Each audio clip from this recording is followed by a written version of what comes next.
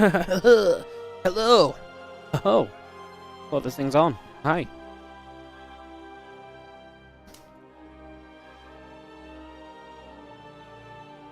How are we doing?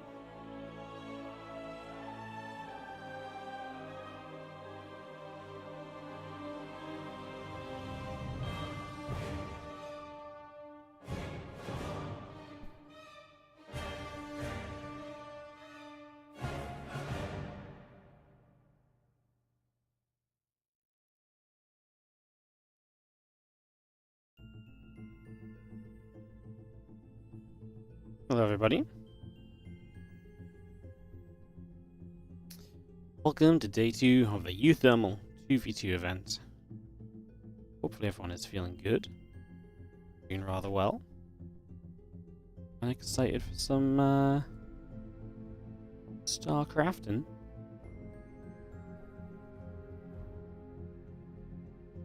Bum bum bum bum. It's good to see you guys. We're gonna be starting soon. We're just waiting for the usual scenario of waiting for players to be ready. So as soon as they're good to go, we are good to go. We can kick off into some action. Very exciting stuff.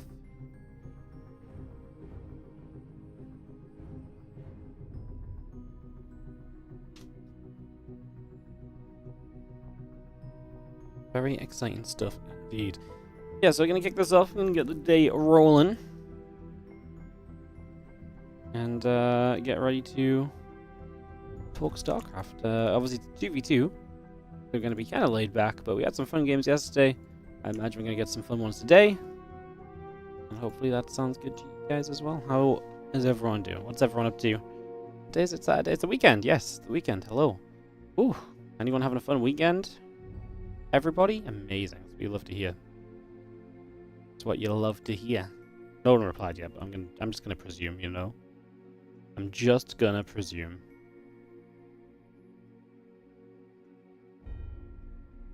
So great to have 2v2 as a change of pace. Yeah, I actually really like this 2v2 that doesn't have the feeding aspect to it. Actually, the giving all your money to someone and spamming stuff, like that's actually really nice. So yeah, I've actually really been enjoying these 2v2 games. It's actually a little bit fresher than the 2v2 that I'm used to casting whenever a 2v2 event comes around, you know. It's actually nice to see the difference being genuinely quite notable, so yeah, very, very cool. We are in the lobby for our first game of the day. Ready to kick off and begin into a best of 3, and it is going to be Jumi teaming up with Wayne, taking on Milky Cow and MaxPax. Actually a pretty fun opening match of the day, I think, so looking forward to see what happens here. There's going to be Terran Protoss versus Protoss. MaxPax is actually a 2v2 legend. He's so heavily favored in the 2v2s that he's played so far. Wondering how he'll continue today. He's 2-0. We're actually going to see the fall of one of the undefeated players of Group A. Jumi 3-0, MaxPax 2-0. One of these players will lose in this series, and then we move on into more action afterwards as we get ready to rumble. Very exciting. So yeah, a couple moments, we'll be off into play. Just waiting for everyone to get ready and set and kick us off. Make sure the players are set in the correct colors and everything as well. And we are officially allowed to begin. Yes, we are allowed to begin. And so it starts. Undercurrent going to be our opening map of the day in this best of 3 2v2 action. Let's hope for some bangers, like I say. I think we had some really fun games yesterday. Hope for some more 2v2 today. Of course, we're here tomorrow for the final day of the group stages of this 2v2 event before we kick off into a week of more fun and games after as well. In the top right, we're going to see the orange Protoss and the red Terran of MaxPax and Milky Cow. And in the bottom is the blue and blue Wayne and Jumi. Wayne is playing Zerg, Jumi is playing Protoss.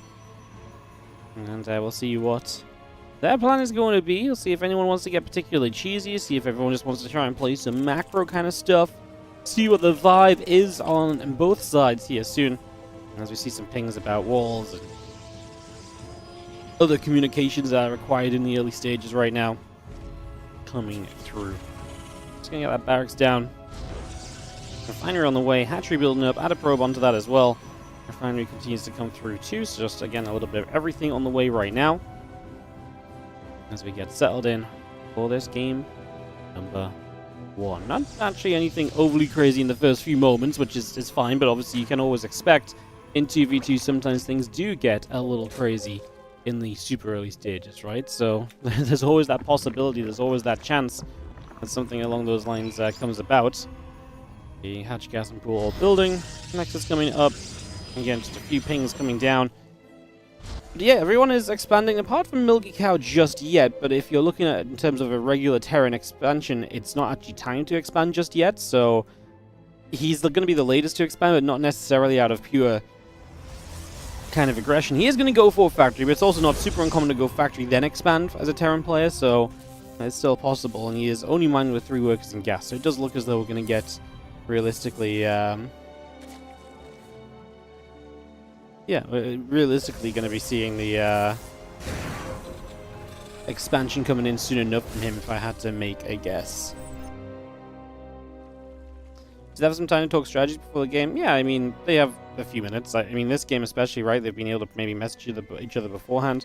I mean, you also know what the matchups have been for an extended period of time. So if you really wanted to be proactive, you could reach out and be like, hey, what are you thinking about our series that we're going to play against these guys, you know?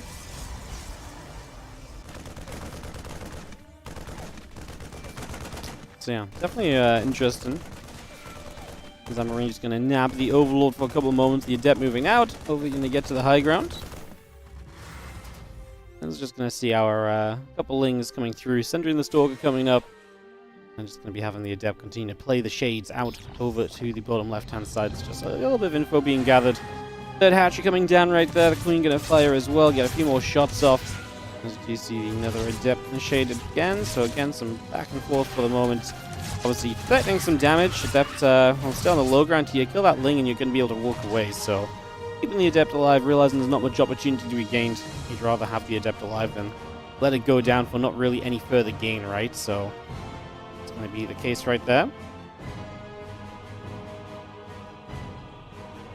The Hellions want to try and come forward. A couple of Adepts continue to shade through the Hellions. To go after those Zerglings. A couple of drones beginning to go down. The Zerglings coming around from the other side. Just going to be seeing both of those Adepts getting grabbed.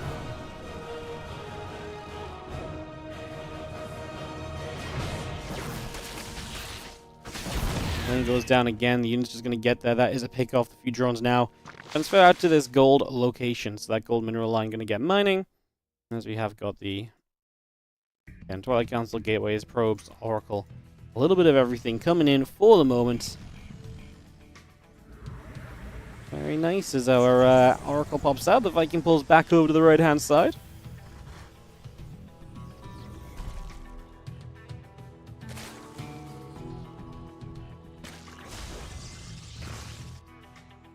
Again, the +1 and the Blink both just coming through. There's a Twilight Council and the gateways will produce on the side of MaxPax. And again, really, the one thing I really hate about 2v2 casting is that you can't flip the scoreboard slash the production tabs. Like having the red and orange production tab on the bottom when the red and orange player is on the top of the map, to me is something we fix every single time in 1v1. It's really infuriates me when it happens in the 2v2. And I just can't fix it. It doesn't catch you off guard as much, but like sometimes I'm just like, yeah, the guy's on the bottom, and I'm like, well, like the color doesn't register because I'm just looking at the location of the production tab. Alright, the gold mineral line continues to commit. The Stalkers, kind of Viking in the middle map too. Almost a freebie. Blink going to be done very soon from both players. It will be a little bit sooner here on the side of Jumi, so that Blink will be a little faster. We'll see if he does anything with it. Roach is building up right now from Wayne, who's getting Lings, and the Lair eventually as well. So it just kind of feels like we're macroing through. We've seen a lot of Protoss Terran combos, kind of have some very good combination kind of timings. This is not being pretty at all for Milky Cow, man. All of his units that try to come across the map keep getting intercepted. That Liberator goes down, doesn't even get the thought of being able to siege. That's going to be a dead Liberator right there. You see the +1 on the combat shield coming up as well. The blink going to be done very soon. There's a few more shots come about. Stalker's gathering, Lingeroach Ravager joining up as well. See a little connection and a little explosion popping. Stalker's trying to step through. The Ling going to take some damage. A little bit of Lingeroach Ravager wanting to step forward there. The Stalkers have to blink back. Gonna get a recall going down. Start to charge through. Just going to see both those tanks starting to pull away a little bit further. Ling's going to try and come further forward, but they're going to have to turn away as well. Back and forth continuing as we are going to be seeing corrosive files onto the siege tank there. More files coming up, so really trying to get damage done on this, but I just don't know if there's been enough of an advantage here from Jumi and Wayne to really push in like this is the main question. Obviously you got those defensive tanks. We're playing a bit further back now. Some probes are going to start pulling. The tanks are still quite far back from Milky Cow, so this Nexus actually might be in some genuine trouble. As, yeah, those tanks are not close enough at all, and MaxPax will lose his third Nexus. So, Jimmy and Wayne with a successful attack in. It wasn't cheap, though. Wayne lost a lot. His units were really used as the forfeiture, you know, in the front lines, and letting the Stalkers kind of do damage and do their own thing. So Wayne really lost a ton of units, and he comes down the lowest of supply from pretty much anyone after that. He's just about the same supply as MaxPax, who obviously did not have the greatest of times either. Jimmy will be our supply leader, followed by Milky Cow. That's where this 2v2 places itself right now. Game 1 of what is, again, a best of 3 today.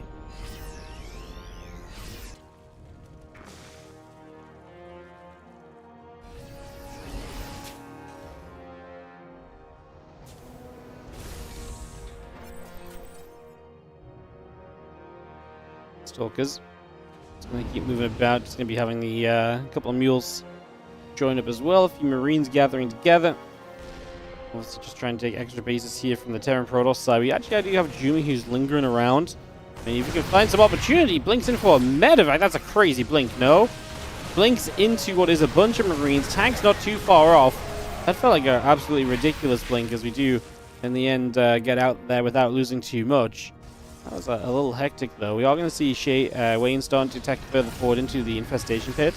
So looking towards some of that kind of deeper tech in the game.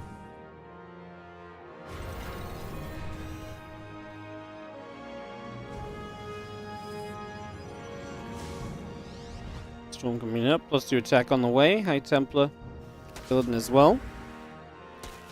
Storm will build.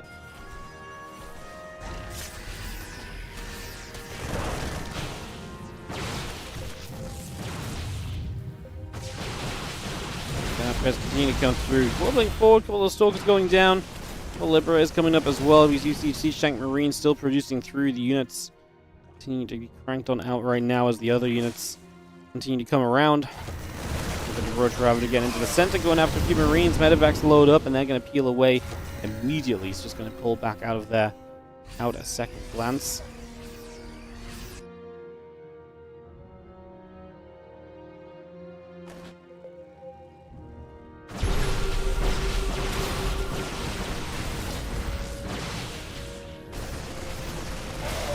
We're just going to step up, Marines.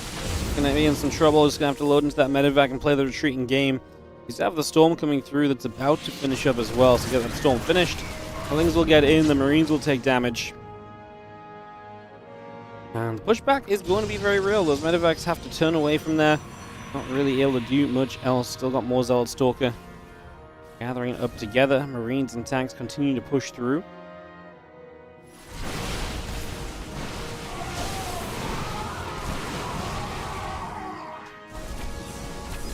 More Zealots in the main base. Going to be coming straight about. Jimmy is, yesterday as well, been very good at having the counter-attack and Zealots always on the go. Jimmy's doing a great job of building up here. The supply now maxed out. They've done a great job of just taking control of this game. They've really hit MaxPax hard and slowed down the arguably better player on the opposing team. Now, can you make it work out as you get deeper into this game? As we get to these later stages, can we continue to take this and run with it here over the next little while? Get a little bit of Marine tank maneuvering about. The +3 attack upgrade coming online. Have ourselves the Robo facility, the fleet beacon or building, add a cannon on into that as well. Two Marines continue to join it up together as we go chasing down some bits and pieces over the side. Stalkers and Marines, High Templars coming across. Result Stalk coming over as well. A couple Storms going to come down. Stalker's going to get hit. Damage being done, as we will see the Viper's going to get an abduct off on a siege tank as well. So we do obviously have some of the spellcasters mixed in from Wayne. Both players having the spellcast is going to make this very difficult for Milky Cow and MaxPax. We can see Milky Cow trying to drop around a little bit. So he's definitely got the right idea of, you know, let's try and get in there. Let's try and make some things happen. Which you've got to appreciate, as we do see the Robo facility going to be finished up here in a couple of moments. Robo goes down.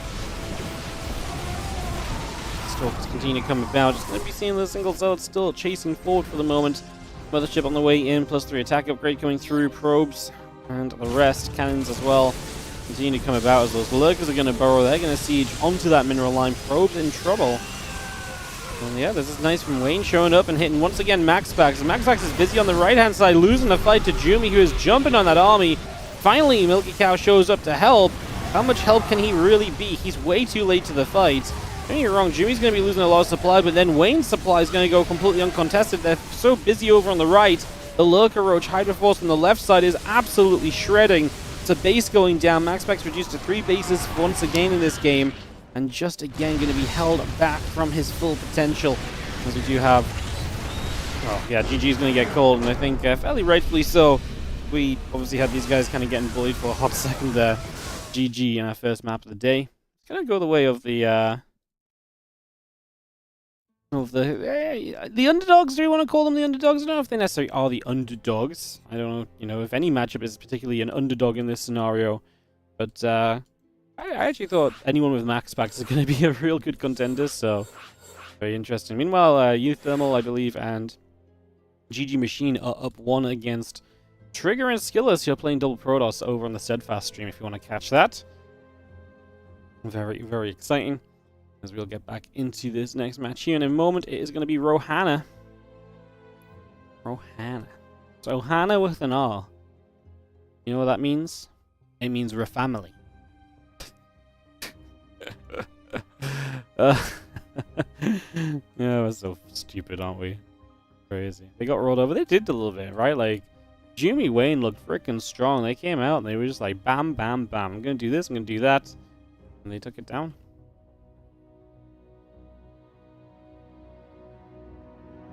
Go already, GLHF. All lots have been made.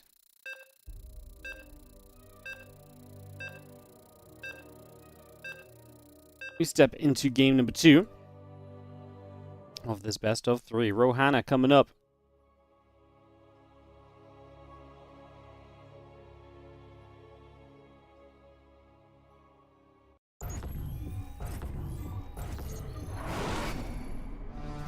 In the bottom right-hand side, we're going to see one of these maps that has the separation of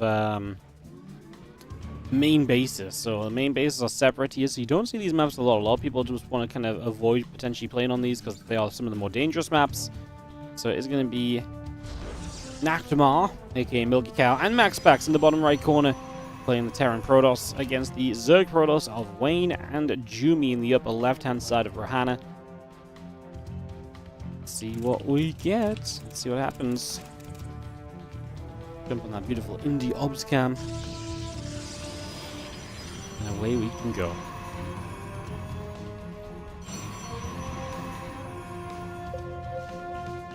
Next guy's coming up.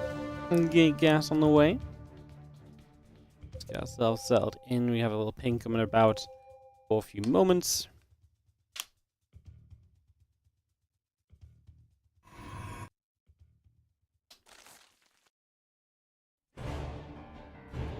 We're just going to cross the paths of one another as we do have the hatch and the gas continuing through. We get a couple of gates coming online, adding an assimilator onto that as well. We do ping around a little bit as the probe continues to scout in for a couple of moments. 2 gateways from Jumi noteworthy.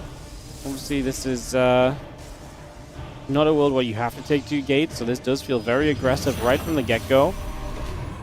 And this is a map, like I say, where if you kind of have a few units early, they can focus on one of the ramps and just really try and bully one specific player, it can be difficult for the opponent to defend because they would have to come down the ramp and into open space, and then you can turn onto their army defending. So maybe there's an early attack plan here from Jumi and Wayne in motion. Maybe that is being figured out. Can they share resources? Not before the 7-minute mark. There is a mod in play that means that the resource trading is turned off until 7 minutes, which is obviously very exciting because a lot of TVT usually is dictated by one guy just throwing all their money at the other guy. This definitely shifts up the meta a little bit. I say a little bit, honestly, it shifts it up massively. We've seen completely different games to what you usually see in the TVT. It's actually been, honestly, it's been great. I've really, really enjoyed it. It's been a lot of fun.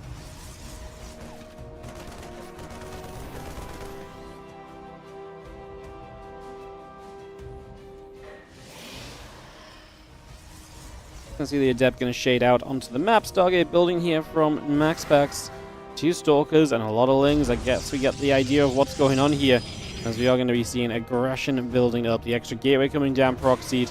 And it's just going to be a Ling flood combined with multiple gates of Stalkers. That is going to be the plan. The expansion of Jumi is so far forward as well, by the way. Now, let's see if this is going to work out. There are obviously going to be naturals here, but those naturals are low ground and very easily attacked into as well, which I imagine is a part of the idea as well. The Stalkers going to see the Adept, which will cancel its shade. Jumi doesn't want to waste time with it. He wants to go across the other side. Tank in production from Milky Cowboy. Is that going to be needed in the next few moments? Those Hellions try to scout down, getting a bit of a spot on the proxy, and the idea is given away. Bunker on the way up, and the defense begins to be made. The Oracle might have to drop down a stasis. They'll take an energy overcharge. They will have some energy. I don't know if a stasis really helps too much right now. Look at all this open space. Pick and choose your targets. And you need a little bit of coordination here between Jumi and Wayne, though, to decide exactly who you're going to jump on and what you're going to try and get done. You know, really try and find the weaker link. Diving the Protoss is a little bit tough because of the battery, right? The battery is not in play for the Terran. The tank is in a pretty defensive place between both. We're going to deny the bunker coming up for the moment.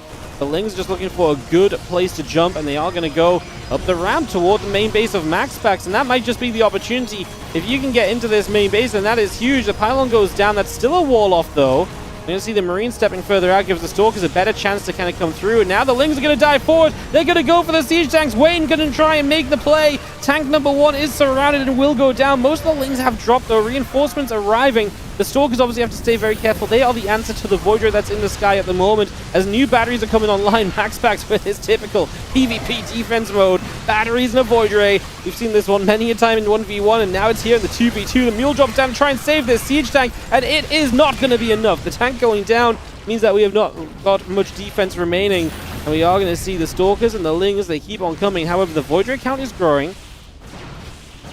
I think it's fair to say that this is very possibly, as also Jumi cancelled his Nexus and took another Nexus in the end, by the way. That's going to be finishing soon. You see a few Voids still just gathering together. See the Lings going to try and go up that ramp. Siege tank shot going to go out on a few Zerglings as well. Void Ray is still active and moving around for the moment. I think Wayne and Jumi are kind of okay with this. We see the drones coming up from Wayne. You've got Milky Cow down at 1 base, so you've seriously done damage here. Obviously, MaxPax is going to be pretty strong, but he's also making Void Rays, which as the game goes on, do not have as much value. So you've got one player down to 1 base, you've got the other guy down to tech units, which are not going to scale well the deeper the game goes.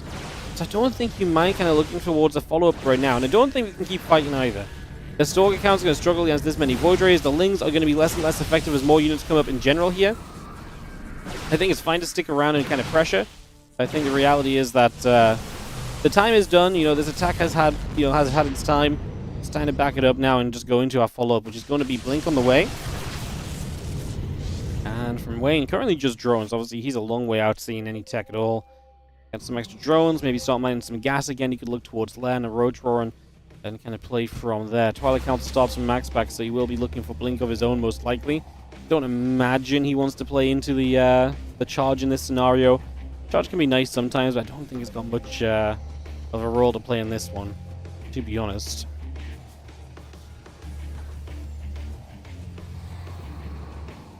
Stalkers push the Oracle back over the right-hand side. The extra Lings gather up. Cascades coming through. The charge is building. Stimpack and +1 coming up on the side of Cow. Obviously, his entire tech tree has been, you know, stunted in its growth simply for the fact that it's, you know, he's been hurt early, so he's not been able to set up anywhere near as easily. Ling's going moving about. Oracle comes in, drops a little revelation down. See what is going on. Stimpack combat +1. A little bit of everything continuing through still. And the game just calm after obviously a pretty hectic start.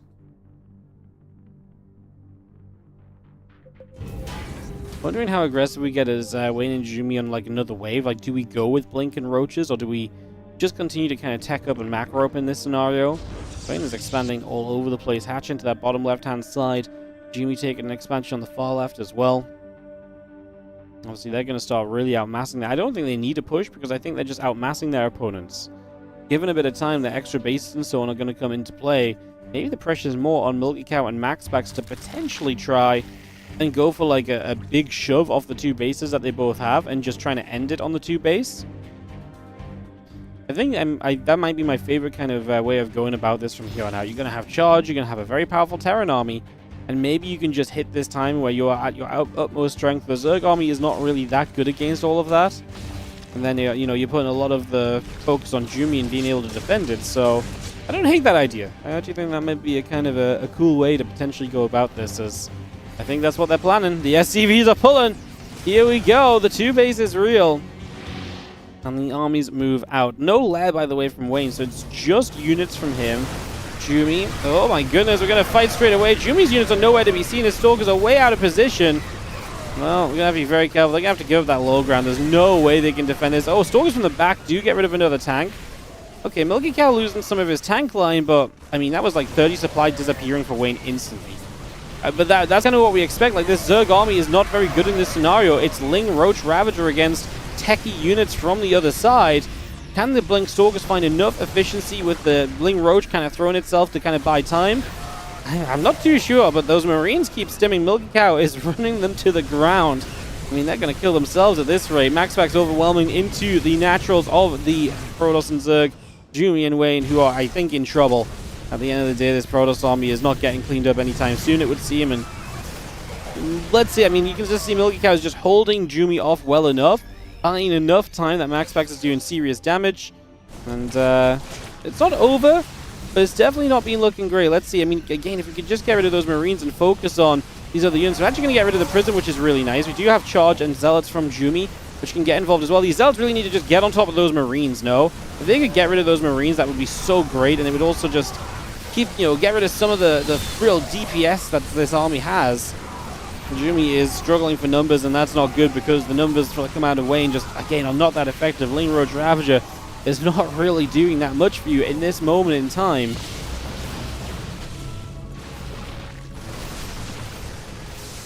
And these last few Marines have just not been killable either. They are just about hanging on in there. What a great choice. As Wayne and Jumi looked to the future and looked for all of the bases in the game, it was really just one big shove from MaxPax and Milky Cow that have put them in winning position, flipping the script in a game that they were getting bullied on early. Now looking good as you see the few Stalkers going to come down to the low ground. A few more units moving about here and there. That tree goes down. The Marines over to the right side. Attempt to chase in. Still got those Marines fighting. Stalker's going to step up as well. A few more Marines will continue to go down. The Archon.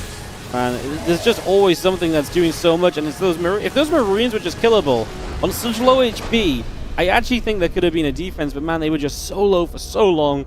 So much value. GG. That's going to be Milky Cow.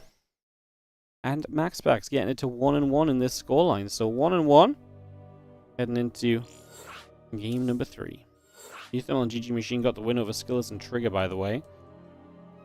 As we just get ourselves set up for our third map. Opening series of the day, going the distance. Jumi's BRB, so we will have a moment or two before we can get this properly up and running.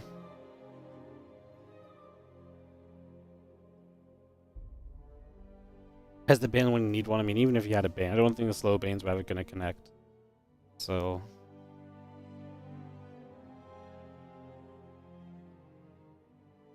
Hello, Ellie. Hello. Oh, big stretch. Ellie's been to the groomers today. She's feeling very soft and fluffy. You got anything to say about 2v2, Ellie? It's like, no. Not at all. Just walks out of there.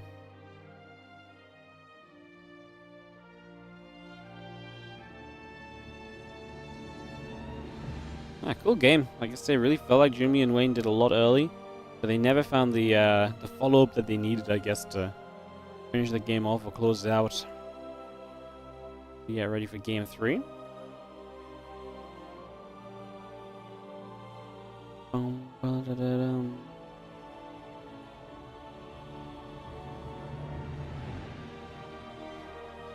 love how Ellie's just like, she walks in, she's like, no, you're definitely working. Yeah, I thought I could hear you working. Just came to check and you are definitely working. Cool, just walk straight back out.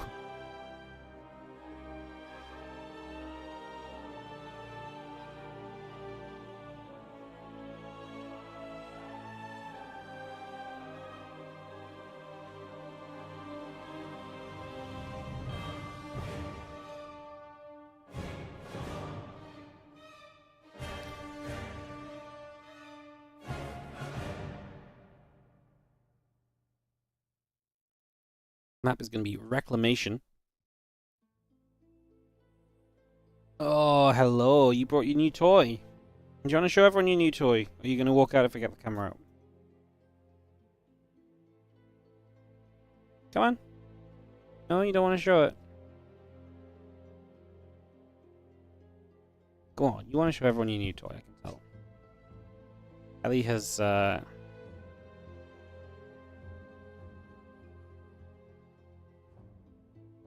picked her new toy out. Come on, over here. Back it up. Do you want to show everyone? No. Oh, you're gonna try and ruin the camera, are you? This is Ellie's lemon. She just got today for being a good girl at the groomers. Well, you weren't really that good. You actually tried to escape, apparently. At the start, didn't you? But, you know. Tried to escape. And you still somehow got a lemon out of it. Crazy. Here you go, Ellie. Take your toy. You wanna? I don't understand how you want to hold it. You gonna hold it there? Okay.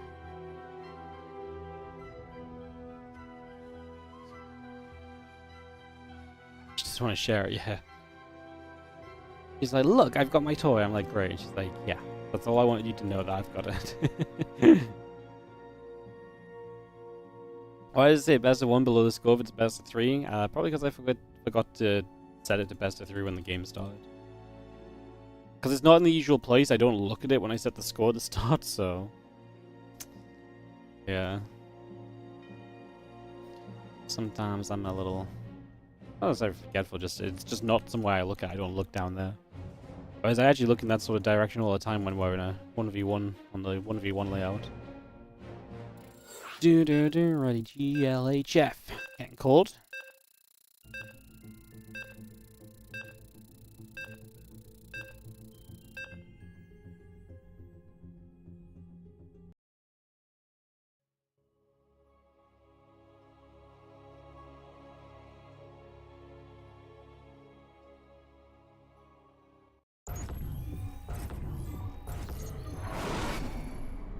In the bottom left-hand side, we're going to have ourselves the red Terran and the orange Protoss, MaxPax and Milky Cow. We actually have them playing again another map which has separated main bases.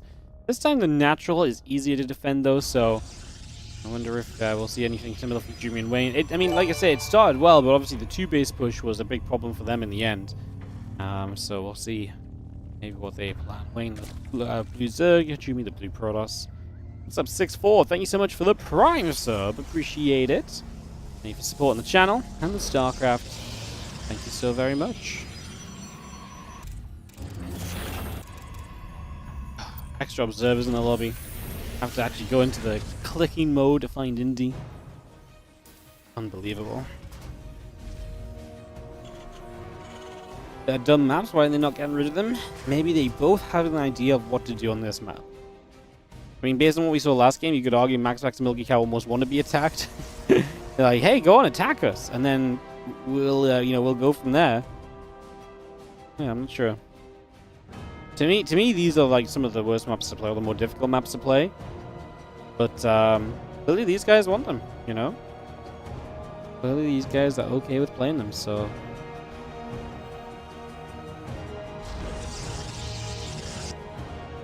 Probably up to the top against Cybercore, and the Nexus coming around. Catching the pool. Coming up. Gas already building in the main. Let's just see what's...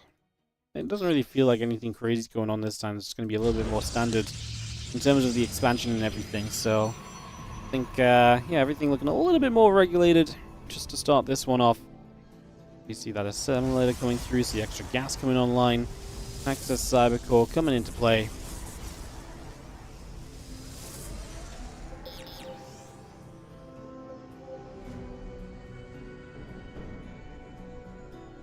Couple pings out onto the other side of the map. Trying to see a bit of what's going on.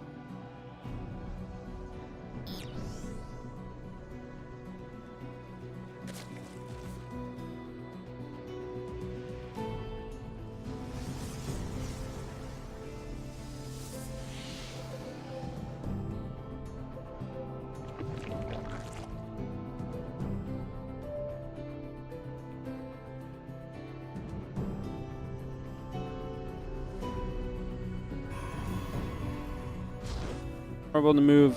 Gets settled down here again. Twilight Council probe. Sentry coming up. Gateway on the way.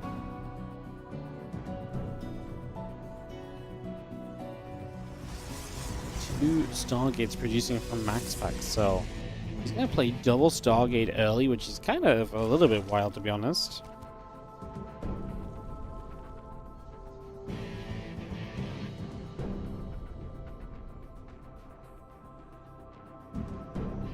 Factory about to finish. CC coming up. The Cyclone on the way through as well. Just going to see the hallucination heading down to the bottom right hand side.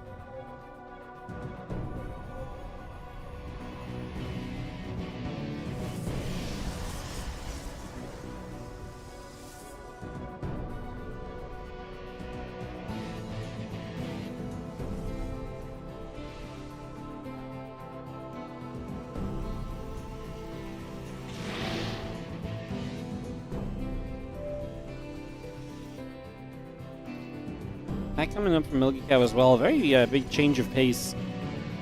This is actually a little bit more kind of typical kind of Protoss Terran combos from what we kind of expect to see a lot of the time. Obviously without the feeding, but a lot of the time what happens in normal 2v2 is that the Terran feeds all the gas to the Protoss.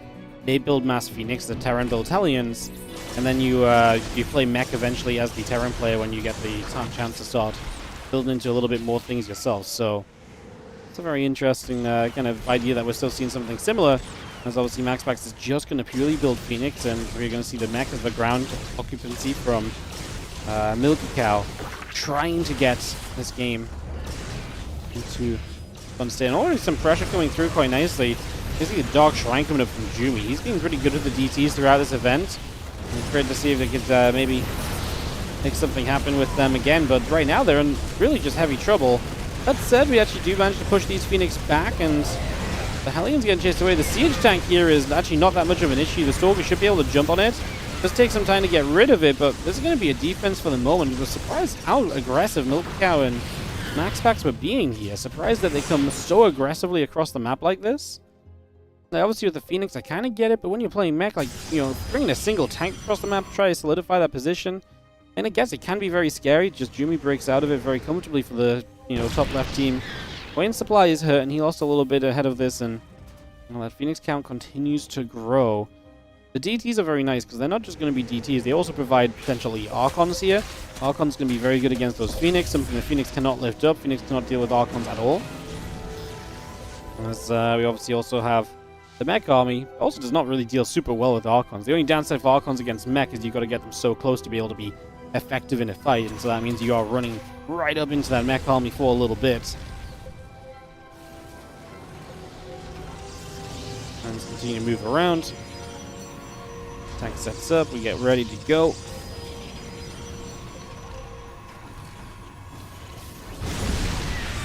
Well, tanks there, just going to go put some damage out. Hellions are coming through to play defense. The DTs get scanned. This is already forcing users to kind of, well, forcing players to use their scans and force them to, pull units back defensively a little bit here and there as well. So there's a lot of positives already kind of taking place in this as the Phoenix come flying through. Going to go after a few more probes already, so a little bit more damage being done again.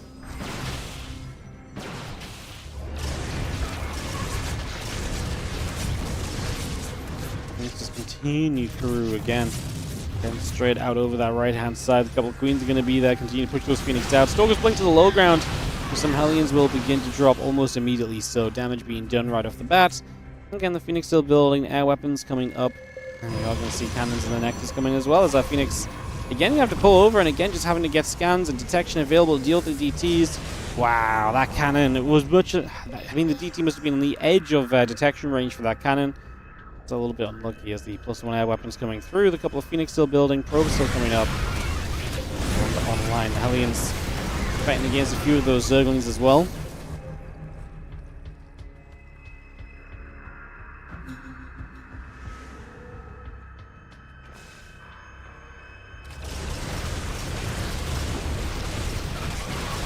Reason we'll dive into this main base. The Phoenix got a few of the workers already. With our armory coming up. Obviously, the Phoenix is going to be a great nuisance to have throughout the game.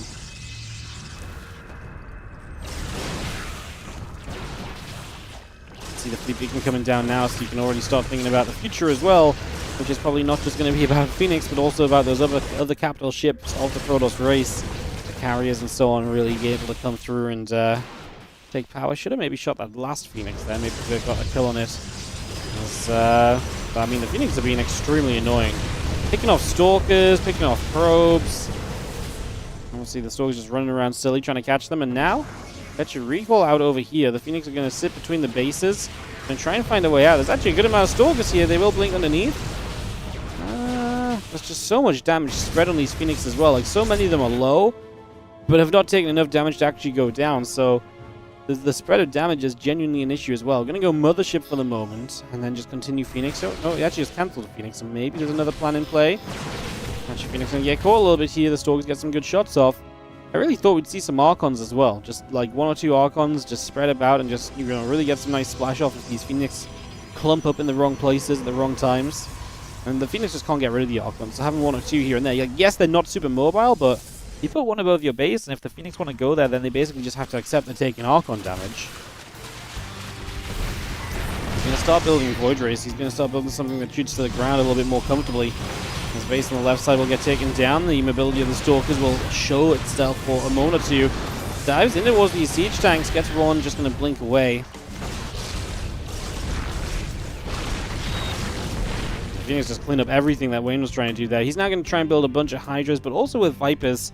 Obviously, Parasitic Bomb on those Phoenix can be very effective. So Phoenix come in again, looking for a few more drones. Damage still being done.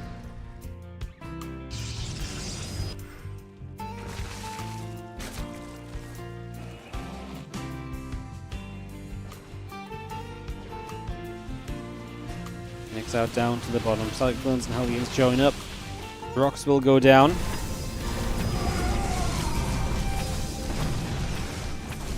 So Mozell just warping in, going to run in toward that mineral line. He's going to come through. The Stalker's still going to be there. Cyclone's taking a few more shots. The command center taking a few hits as well. The other Cyclone's still chasing over. Fordra's going to get into place. The Phoenix gathering on the bottom. Those 2 missiles. Seismic spines. Hydra speed coming as well as an overlord speed. Lots of upgrades. I mean, again, definitely improving this army on the side of Wayne. It feels like Wayne's obviously being kind of just trying to survive for a lot of this, and now truly getting into some units that can maybe be a little bit more helpful. Nice Parasitic Bombs. Uh-oh, the Phoenix are not splitting effectively at all. Finally, the split came down, but on the bottom side, we still saw a couple Phoenix taking damage. Ooh. It's actually a brutal set of losses for MaxPax. His numbers really getting hurt. Obviously, Hydras do not love the Blue Flame Hellions. They are going to do good damage to them, but it feels like a much more engageable fight now. We're going to see the Vulcan getting made, though, and no detection. Overseer a bit too far back, it seems. See the Cyclones coming through and actually trying to get some damage done then. Stalker's blinking up, trying to fight the Protoss army on the bottom side of this. Few shots back and forth. I think it's actually very hard to fight in because you've got this backline of siege tanks that you just don't have the time to focus on right now. Realistically, like, this army of Wayne and Jumi can't just get rid of the tanks. They have to fight the Protoss force. They have to fight this kind of main fort army. So anytime you're fighting, you're basically going to consistently take siege tank damage. Parasite Bomb again off into the air units, which is great. That has been a major factor. Now the Zealots into the main base going to shut down some of the Stargates and hit some of the production. Again, Jumi, as he has been throughout this event, has been fantastic at finding the positions and the moments to come in with the Zealots. He actually is not going to get those Stargates killed, but it is going to be a major distraction. It pulls the Protoss army out of the way and lets you make some progress on the Terran force. Unfortunately, Jumi is bleeding out a lot of resources. Those Zealots in the main get cleaned up. The Stalker count is getting hit hard. I'm not sure if they're having enough to really break through this in the end, as it kind of feels like MaxPax and Milky Cow are beginning to stabilize in a winning position for the moment. I mean, both sides of this have a lot of bases still, so we're a long way from being done, but it does. I mean, obviously, you also, you know, as MaxPax now, you have an ultimate army. It's pretty sick as well. This cannon goes down.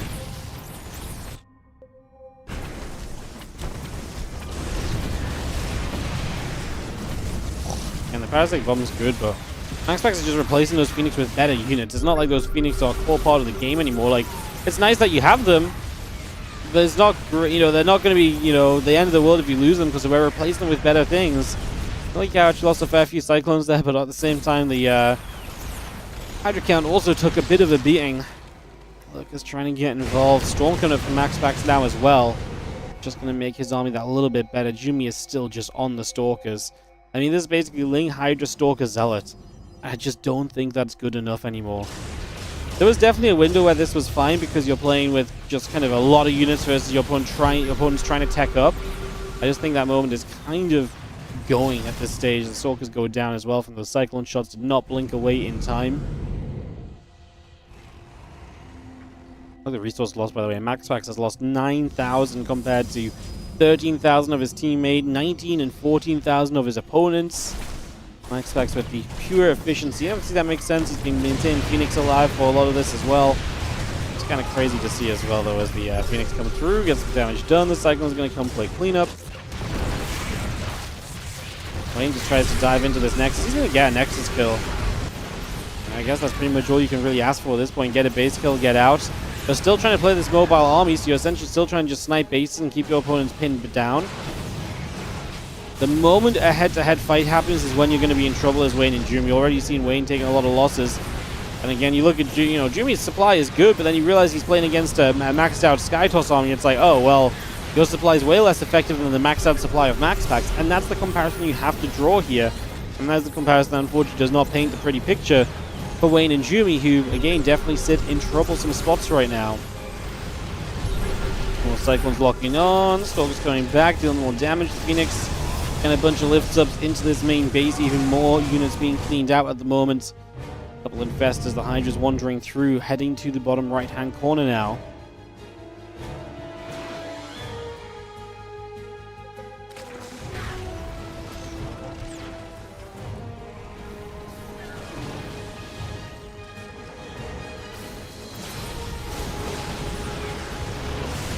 I actually almost wish Milky Cat wouldn't build as many Cyclones. I actually think just tanks supporting this army of MaxPax to this point would be more than good enough. Like, the Cyclones are nice and mobile, but I just don't know if we need that anymore.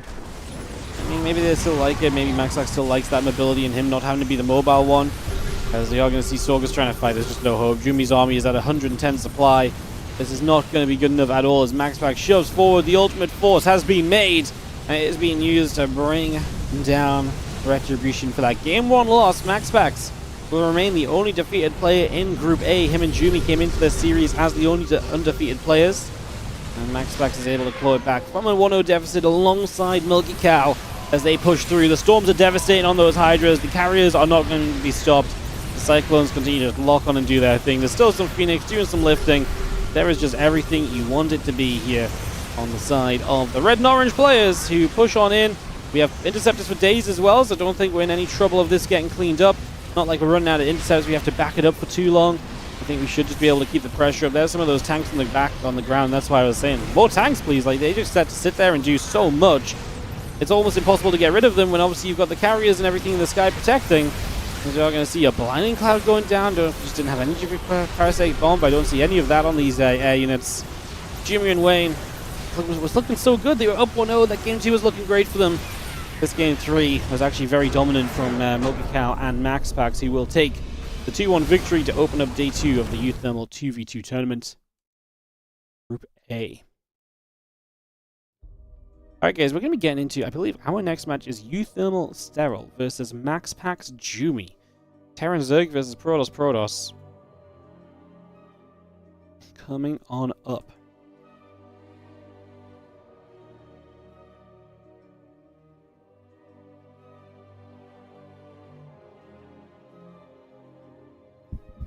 Sweet.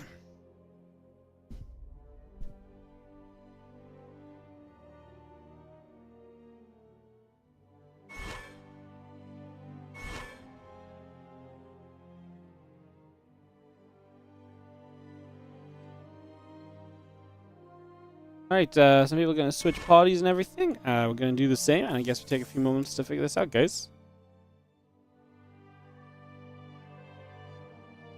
I'm just going to go check if Ellie's okay. She was coming in to see me, so I'm just going to check she's all good, and we'll be right back.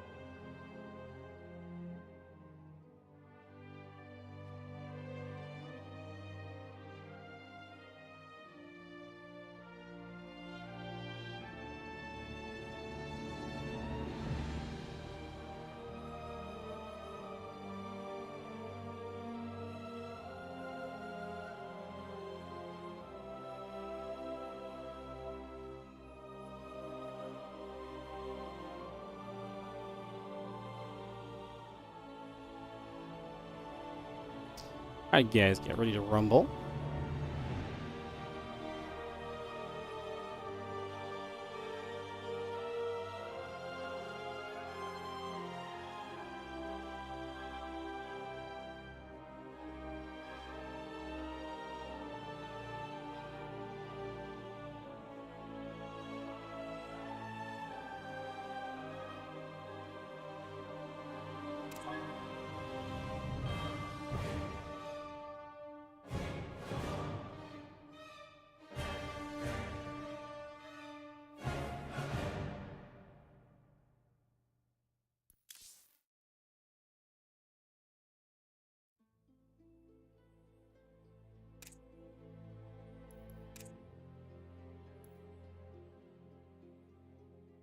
Alright guys, just take a few moments.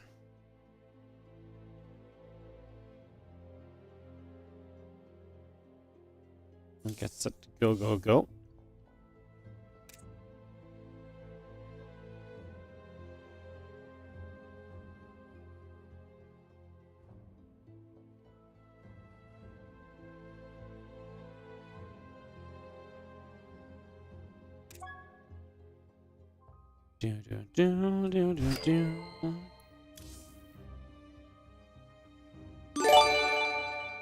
Some Nate, how you doing? 2-year resub on the Prime.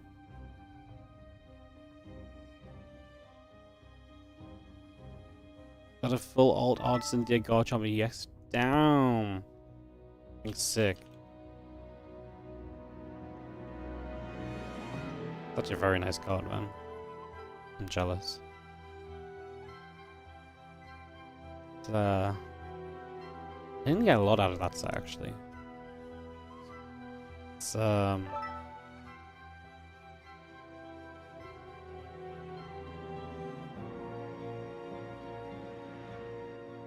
kind of sad because they just got a restock in my local store of these cards yesterday while I was streaming.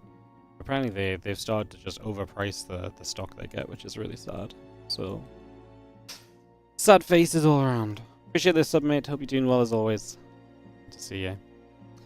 As yeah, we are waiting for this next round. Again, guys, it's the UTHERMAL 2v2 event. That's his event. He's been running the circuit for this all year, building up into this $15,000 final, which is kind of crazy money. And there's more money than that involved as well. Like, there's $2,500 that goes out to players who just stream the event, no matter their placement, for example. So there's a bunch of money up for grabs. And yeah, we're getting ready for this next round of it. UTHERMAL going to be partnering with SERRAL to take on MaxPax and Jumi. This is kind of a banger. Current standings as well. Jumi is going to be at 3-1. MaxPax 3-0, looking to defend his undefeated record in Group A. We got UTHERMAL is at 2-2. SERRAL at 2-1. He was just on bye, so he's had one match less played than some of the others. Trigger 2-2. Machine 2-2. Wayne won Milky Cow 1-2, but then Skillers is 0-4. Skillers has not been having a good time so far. He's about to play with Milky Cow against Wayne and Machine over on the other streams if you want to go and catch that. Yeah, been a kind of a wild event following the results, actually. Been a lot of fun keeping an eye on those. We have a couple of videos coming in.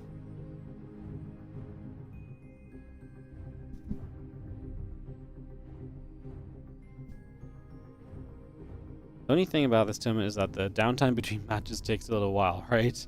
We have to sit and we have to wait, and you know, there's a little bit of waiting and hooing and hawing and all the rest. It just takes a little bit of time for things to happen. You know, you gotta get all the players in the party, they've got to get their videos ready, they're coming out of playing with different teammates to new teammates. Very fun. Like I say, a little bit of admin work between each game just makes it take a little bit longer than usual. No major concerns though.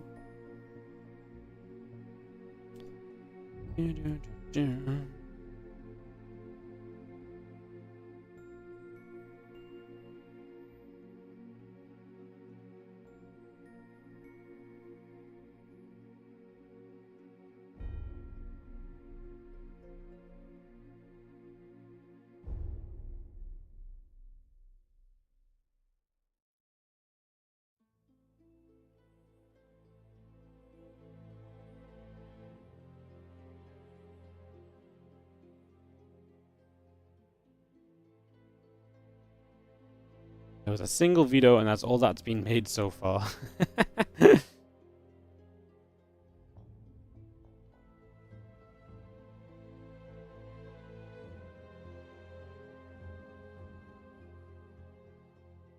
Alright, we'll just give it a few moments, guys.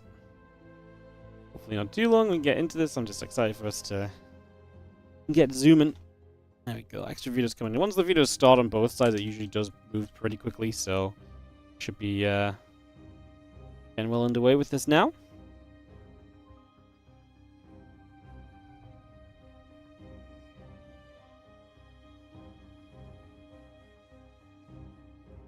Bum, ba, bum.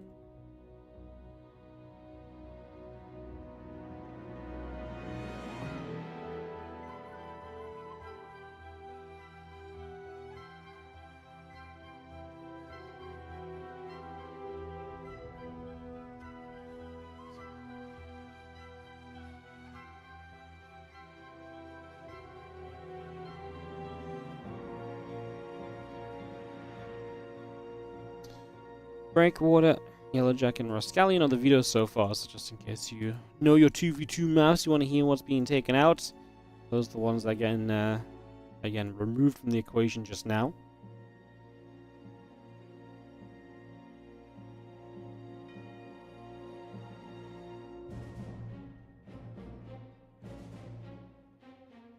Bum, bum, bum, bum, bum, bum.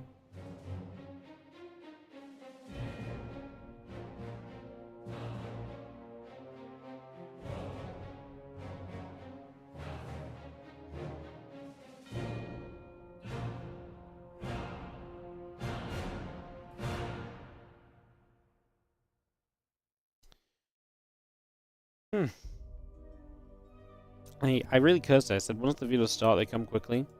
Apparently that's really not the case. Apparently the videos are still going to be extremely slow and drawn out even after they start. Yeah. The other series is starting up as well, so you know what, if the other series starts first, at least we get less downtime between series, you know, something like that. Something, less downtime, yada yada. It's pretty nice. Did you miss game 1? You missed the first series of the day if you've just joined us now, yeah? Started an hour ago. This tournament does start like an hour earlier than I would typically start, you know, my own events if I ran stuff in Europe. I don't know what the idea on that one was.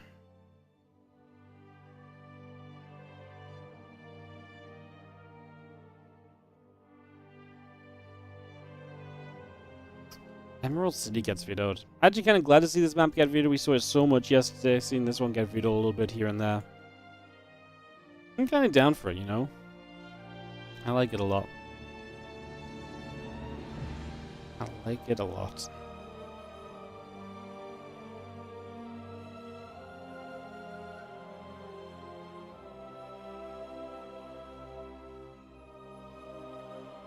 Four vetoes, one more veto each, and then some map picks, and we will be good to go, guys. And thank you for the patience. Trust me, I am very ready for us to go, go, go. Fear not.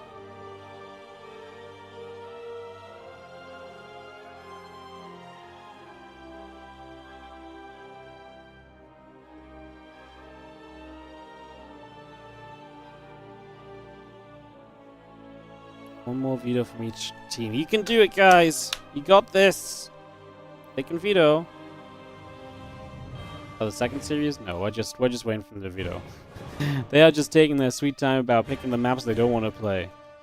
Obviously, some deep strategy discussion going on in terms of map picking right now. Some deep strategic discussions, apparently. Bum bum bum bum bum. Rohana. It's vetoed as well.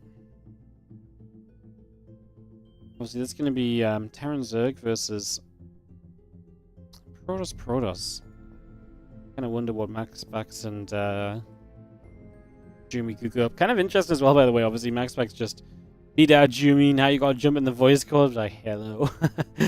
I just beat you. And now we are teammates. Same thing going to happen the other way around. After UTHERMAL and SERRAL are teammates here, they're going to be against each other in the round after. So it's actually very funny because obviously you're kind of having to work with and then also against everyone. It's very cool. The format in general just very very fun as we wait for another veto made, and now map pick time. It is officially map pick time.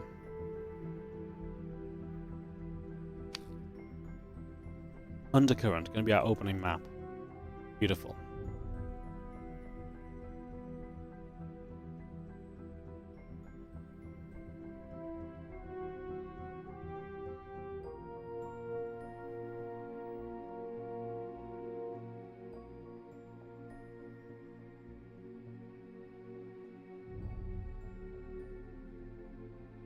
And for map 2 and 3 to be chosen.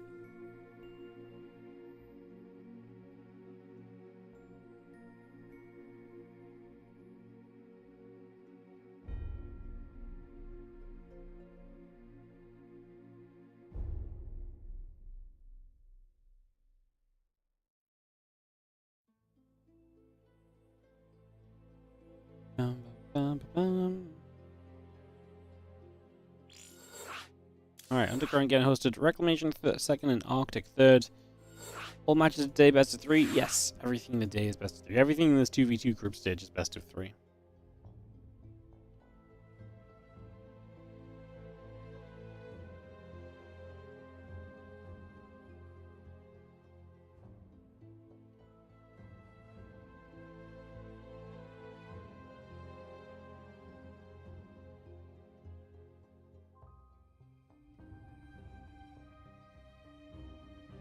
And for the colors to be swapped, and once the colors are swapped, we'll be able to go, go, go, guys. Again, thank you for the patience. I don't really have much to add between games right now. Just waiting for us to go, go.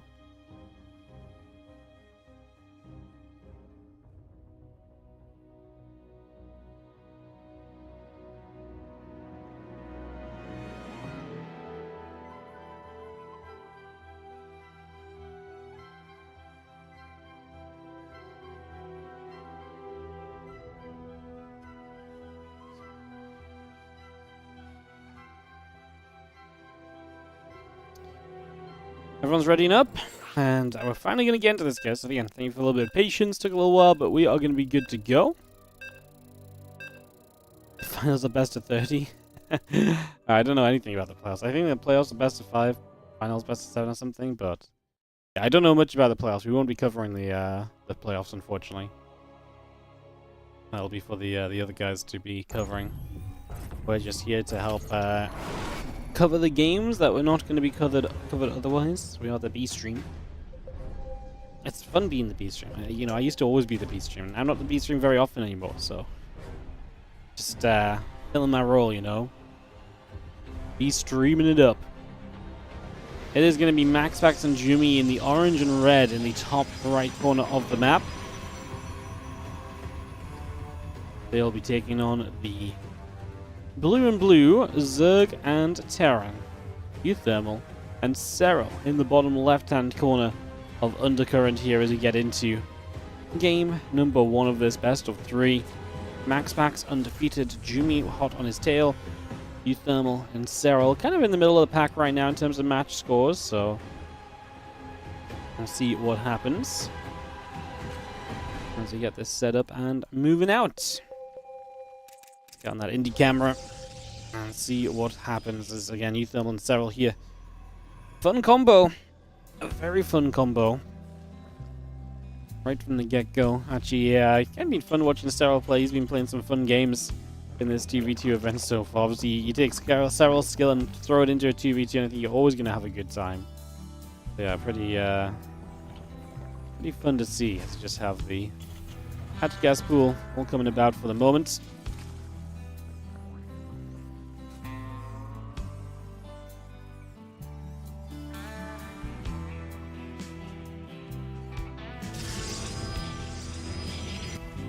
Gonna drop our Nexus down. Everyone kind of looking for an expansion early. No one is not expanding, so gives you a little bit of an initial vibe check on this game, right? No team's gonna be super kind of aggressive right from the get-go, which is obviously great to see.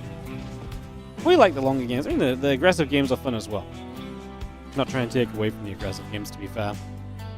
Let's just have the Prax here is about to finish up. Nexus and the Cybercore continue on both sides.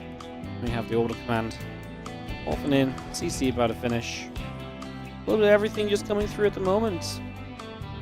Double orbital morphing. CC first from UTHERMAL even just really showing us the idea of, you know, hey, I want to be, you know, macro and this is my kind of, you know, the kind of game I want to play.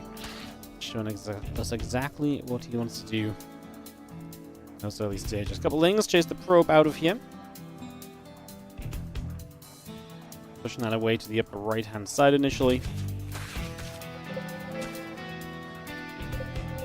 A little ping about as people, you know, both players just kind of talk to each other and discuss, oh shit, something's coming. Keep an eye out for that ling. Again, it's fun to see. Obviously, we don't get their voice comms. You know, if you do want the voice comms of these guys, some of them are streaming their point of views. But we don't get the voice comms, but we do get the pings, so you can kind of see a little bit of what the guys are discussing every now and again. Pretty neat.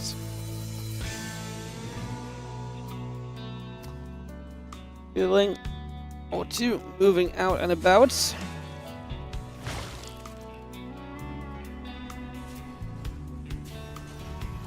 Couple cyclones on the way up. Wing speed still building.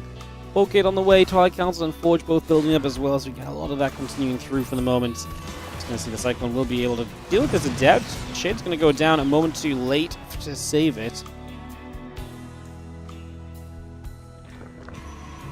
Stalker and Adept will continue to move out once again. It's just going to get themselves on the move.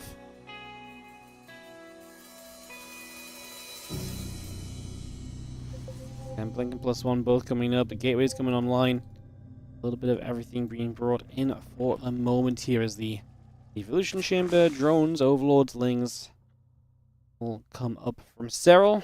UTHERMAL obviously building the Cyclones is not overly unexpected either. Him playing some mech. I mean, mech generally is one of the stronger ways to play TV2 because a lot of the weaknesses of mech can be covered by your teammate. Especially in the current state of Cyclones being quite powerful, I think that's something to note in this 2v2 aspect as well. As the Phoenix just going for the lift-ups here to deny the Cyclones the lock-ons, but they actually do still get ourselves a Phoenix kill Obviously, more Cyclones going to be going after those Phoenix. Going to be a big deal. Having some proper anti-air against those is going to be nice. Jimmy going to go for the Blink to accompany this. Protoss as a combination is kind of interesting because it is one of the kind of double race combos that does have options to kind of, you know, you're not both kind of set on the same course. You can already see one guy going Blink in the ground army, MaxPax going for the Phoenix army in the skies. So you can really still fill two different roles, which is what sometimes the kind of same race combos do struggle with a little bit. Talking about what SERRAL's up to, just the melee upgrade coming online, Lair in production. He's not really kind of off and away to anything overly crazy just yet. As we have the Phoenix flying back around to the right side.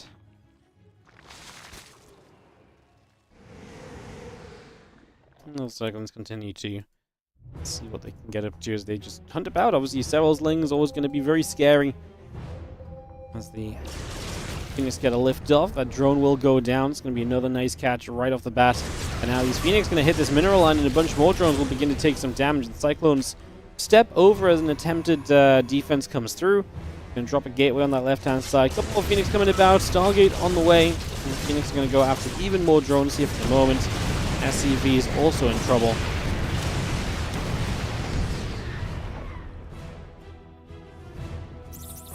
Uh-oh, Cyclone's going to get a lock on. This is a bunch of Phoenix going to take a bunch of damage. My goodness.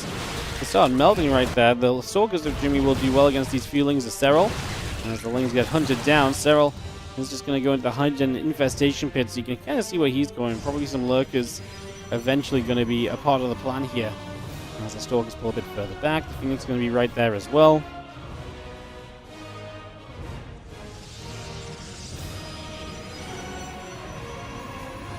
All of us, the Phoenix joining up together again, plus the attack and charge still coming through.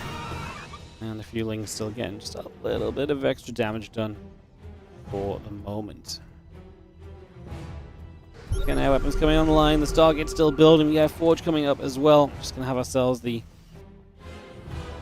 next step of this game. I'm interested to see what MaxPax does because he's building a Forge, he's getting an extra Stargate. It looks like he is just going to go into cannons and then, yeah, probably the Mothership again. Similar to what we saw him doing in the last game that we just casted. So, MaxPax looking to kind of hit that air army once more. Jimmy going to be that ground support. The Storm coming up from him. Plus 2 attack going to be done soon. Obviously, they're going to be playing against kind of a late game SERRAL. No, Lurkaden on the way up. The Hydra's already producing. The Armory and the Cyclones continue to build as well. The Stalkers and the Phoenix will gather.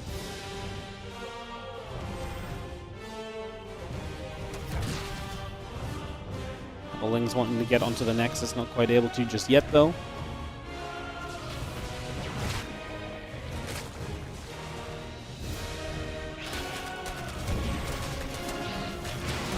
Next coming back, the probe's going down. Stalker's going to be there again. The Lings get turned around once more. It's going to get that chased away. Good Cyclone usage again on the Phoenix. Once more getting those in, pushing them back the other direction.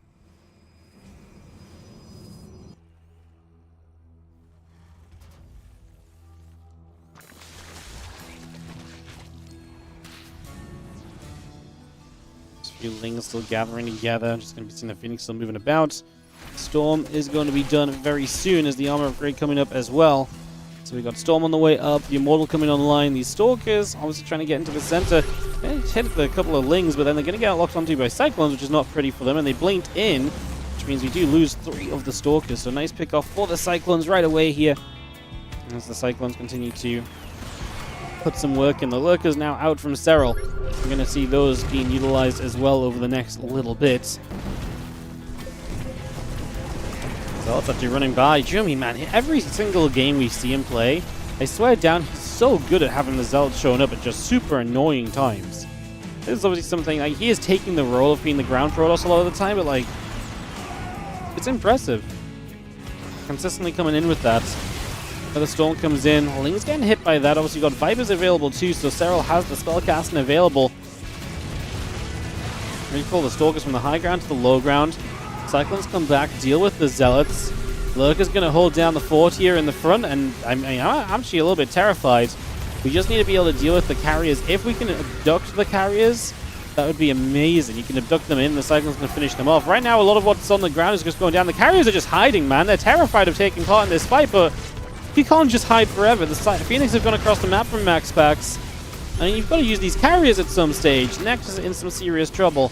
And there is an abduct, and this is exactly why we're scared of it. Instantly, we're just going to go kaboom, and the carriers get messed up.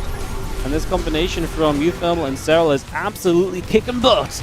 Yeah, I mean, they just push their way forward, get rid of these forward bases. And Jumi and MaxPax are going to start struggling. The two players that came into day 2 of Group A undefeated might be down a game after this opening one. Obviously, Jumi lost his last series, but he lost it to MaxPax. One of them had to lose that undefeated nature. Hey, the Phoenix are going to find the Vipers. Isn't that nice? As the Cyclones, though, are going to get underneath, and that's going to be a bunch of dead Phoenix, surely. Yes, it is. Oh, my goodness. Parasitic Bomb as well. We're going to get rid of every single Phoenix. My goodness, that is painful. So all the Phoenix go down. A few Lings are not going to get caught up in a position they don't really want to be in. There's space on the right side now, immediately in trouble as well. As everything steps up and gets into action. Just see the army going to take a step away as the interceptors retreat back, pulling away right now. Whoa! A disruptor shot? I didn't actually see what the connection was there. That was kind of wild. That was a bunch of those. That was just a disruptor shot that just came from. I mean, the Cyclones just stopped moving for a moment, so they let the disruptor kind of play catch up and actually get the connection needed there in the end. I was just surprised to see those Cyclones die because I kind of thought the battle had kind of ended, and then the disruptor shot went boom. So a few Cyclones lost, but it does otherwise still feel very, very good here for UTHERMAL and SERRAL. They're still controlling this game. The supplies are very good right now. They're in a great position. As you see a few more Zerglings continue to push it across. Plus 2 air weapons. The carriers all building in as well. Gonna go abduct, abduct, abduct, abduct. I actually do see some disruptor shots connecting as the lurkers are gonna move away as well. We have got the Tempest once again firing, taking some opportunity to again try and push the rest of this army back. MaxPax is maxed out. SERRAL's actually down at 130 supply. Jumi is hurting hard though, so overall supply is what, about 330 to 260. So you've got about a 70-ish supply lead as a team, as UTHERMAL and SERRAL. I would say that that's fairly noteworthy. I mean, we are playing against the carrier army though again, right? You know, the fact that MaxPax has gotten up to this mega army is a very big deal. So that's definitely a big bonus, as you just see the disruptor shots trying to come through, trying to get some connections. The interceptors pulling back toward those carriers. The Cyclones come in again. Stalkers taking shots. High Templar being chased. Disruptors coming through. Storms onto the Cyclones. Can Jumi recover enough to be a notable part of this game again? We've got Corruptors on the way from SERRAL. He's getting an answer to that air army of MaxPax brought up into play as we speak. So he's getting that online. That's going to be a major factor here. Disruptors. Do get some connections off. Still going to be costly though, and this disruptor goes down with the Cyclone lock-on that chases with the scan range, or with the scan vision being provided. Another time mode going down, the carrier's pushing up, force field's coming down as well. Cyclone's getting blocked, abduct on the carrier. Abduct on another carrier.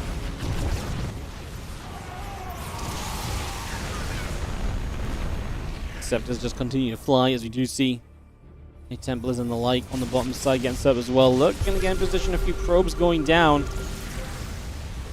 MaxPax actually getting the chance to push forward a little bit. Scary, but we do have, like I say, the Corruptor Viper fleet.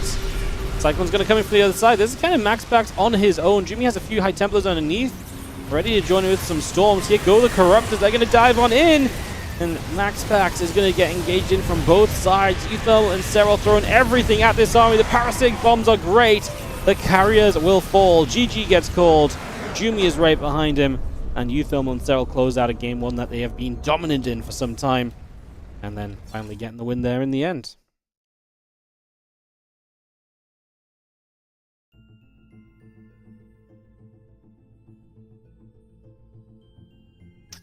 Alright, we will get into game 2, guys. Get this hosted up. So I keep getting bugged by Ellie. I'm gonna have to, after this series, go sort her out quickly. So I think we can last until the series is done.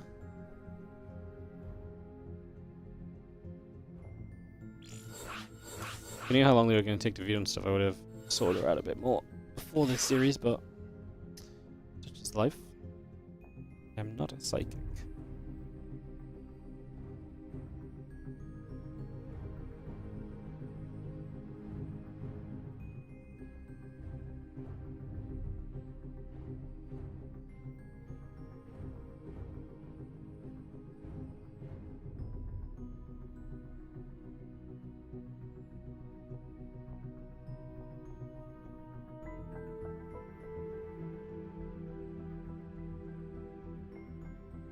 Waiting for colors to be set still, guys.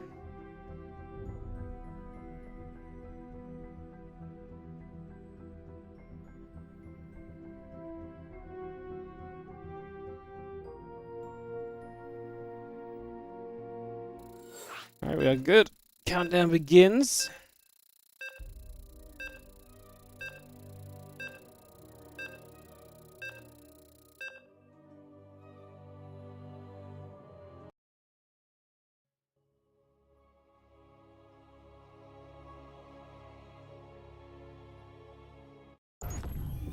Let's jump into it.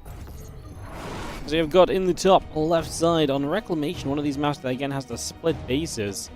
Jumi and MaxPax in the red and the orange, UTHERMAL and SERRAL in the blue as we kick off game number 2. Obviously UTHERMAL and SERRAL up 1 in this best of 3 series, looking for more points in their group stage standings.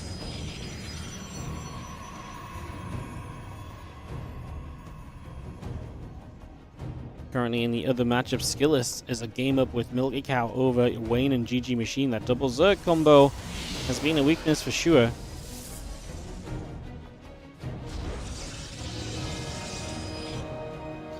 So, let's see if Skillis can get his first point of the tournament and going in for himself.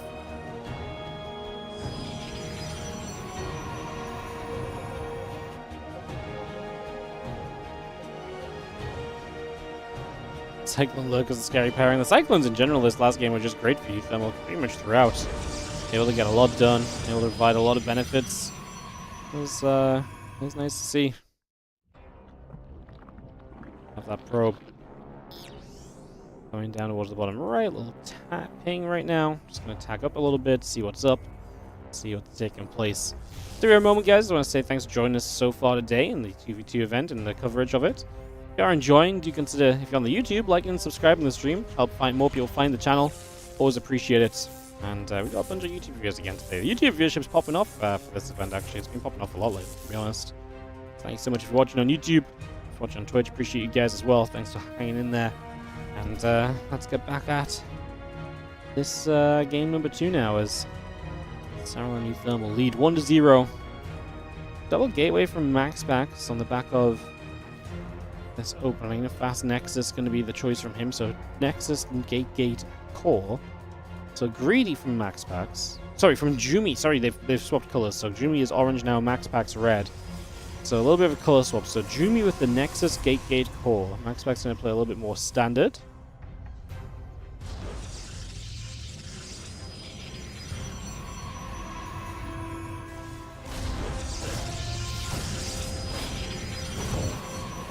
Reaper comes over, probe goes down, Reaper hops into the main base.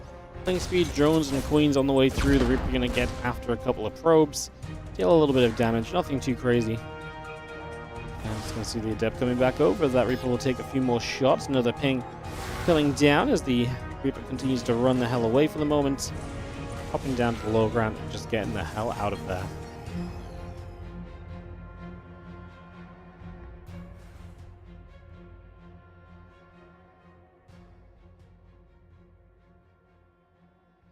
Adept trying to see where he can get to. Link's coming up, Link speed on the way.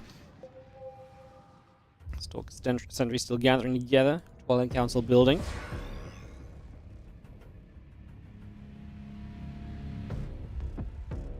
Trying the Forge versus the Stargate. Will we see MaxPax looking towards the Phoenix once more? Phoenix feel very scary when one of your opponents really likes massing Cyclones, is my big concern. I do think the Phoenix idea in general is nice, though, because obviously, you know, again, it kind of gives you a different role to play to your Protoss teammate, and it always feels nice having 2 roles filled. But yeah, Twilight Council comes down from MaxPax. I think it makes a lot more sense. What I do get afraid of then for the double Protoss players is that As UTHERMAL adds on barracks, that could be a pretty nasty timing. Especially as MaxPax plays Oracle into whatever he gets off the Twilight, there's a very open timing window where UTHERMAL could potentially hit with Stim and Combat Shield, SERRAL supports with a few Lings and Roaches, and there's just not going to really be the tech there from one of the two Pros players to help to deal with that. Splash damage is going to be absolutely non-existent. That could be a problematic kind of time period if that happens, if that is the choice. Right now, these Lings are going to dive that left-hand side. The Cyclone's putting damage out, draining the battery energy. If that battery energy goes down, obviously gives you the chance to, you know, really consume this game with the Lings. The Oracle goes down to try to play protection. What a dive from SERRAL and UTHERMAL. The double Cyclone Ling attack. Extremely successful. Gets rid of both the Stalkers on that low ground. Got rid of the Oracle as well. Now we're still pulling probes into this. We already lost a lot of probes, and they're going to keep on dying. Energy Overcharge, finally available, comes in and does put that battery back to better HP. Stim and Combat Shield building from UTHERMAL. I like what they just did here. This was a good bit of damage done. How many workers did they kill? 10 probes of Jumi went down. That feels very worth it, because UTHERMAL only lost one Cyclone. SERRAL lost 20 Lings. But coming out of this, SERRAL's already on 52 drones, so his work count is great. Well, this was an absolutely worthwhile dive, getting a lot of work done. And as Lair comes up from SERRAL, he'll get set for the next stage of this. UTHERMAL will have those bio upgrades shortly to try and use. Both of the Protoss players are going to be going Blink here, so Blink is going to be on the table for both of them.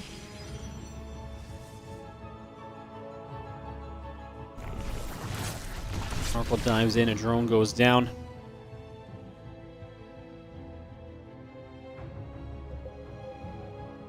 Oracle back up the right-hand side.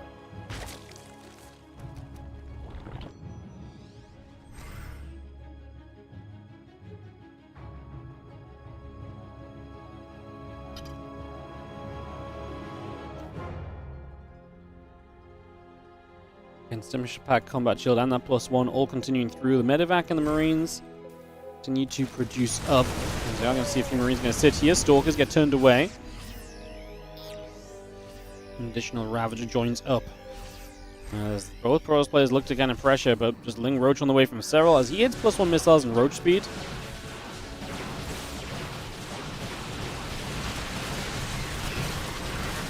Sorry, excuse me.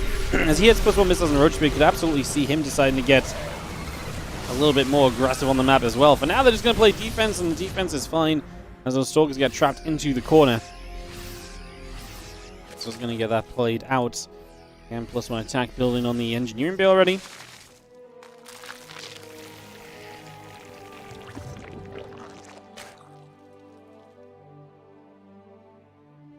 Storm and Charge building from Jumi, getting that on the go. Single Marine leading up. Ling Roach Ravager coming up. A couple of Lings will step forward. And Storm and Charge coming out from both sides. We are going to be seeing this a lot of units now from SERRAL and UTHERMAL. UTHERMAL's supply hurting a little bit, but still pretty good overall. And like I say, this is a moment in the game where there's just no splash damage. It's kind of what the timing I alluded to. It's a little later than what I was initially alluding to. They were just waiting for SERRAL to hit Roach speed, and you can see already pushing the Protoss players back means that these low ground bases are instantly in trouble. And even just knocking these down is going to give you a good setup for the future. Oracle gets the stasis off on some of the bio forces. Again, the Corrosive Biles helping the zone. Charge not done yet. Storm not done yet. You have the scan for the stasis ward that's up that ramp as well, so you can see that before it even happens. And yeah, UTHERMAL and SERRAL working very well together, honestly. I mean, I still can't get over that. Cyclone Ling attack was so sick into the natural. It was so cool. Got so much done. And again, usually the issue is the Lings just don't do enough damage to drain the battery, so they never kill anything. But with the Cyclones adding the damage to drain the battery of energy quickly, it made it such a huge opportunity. And then everything else coming in from there and looking great from that point on. Stalkers, everything else, Zealots, High Templars continue to gather up. These Stalkers will ping, Widow Mines going down. You'll see a Nexus getting dropped. That will be a cancel. The rest of this army coming back down the ramp here. Bio has to step away. SERRAL's army is not here just yet. They're going to try and re-expand in this same position. UTHERMAL honestly kind of taking the fight, and I don't blame him. The Ling Roach Ravager force starting to look huge. The Storms, very nice on the Lings. Not as scary on the Roaches as SERRAL chases very hard, chasing two Protoss players up the ramp at once. There's going to be a drop from UTHERMAL into the main base. It's going to force the Protoss players even further back, as UTHERMAL just gets a few workers, and again, SERRAL dominating that low ground area. There's a base over to the far right side that UTHERMAL is going to find now accidentally. So he's going to see this base of MaxPax, and realizing this, MaxPax is in trouble there. Yeah, Serral's taking the opportunity to set up. They're going to use the recall to defend this base on the right side. MaxPax just needs to hold on to something. That means that he's not in position at all to help out Jumi, who is dying basically on the left. Jumi and MaxPax get Bopperino'd. Serral and UTHERMAL look great as a combo. And they both get themselves a point, and that means no one is undefeated anymore in Group A. So that's a bit of a result for you guys there. GG's. No result on the other matchup yet. Let's have a quick peek to see what's going on that one.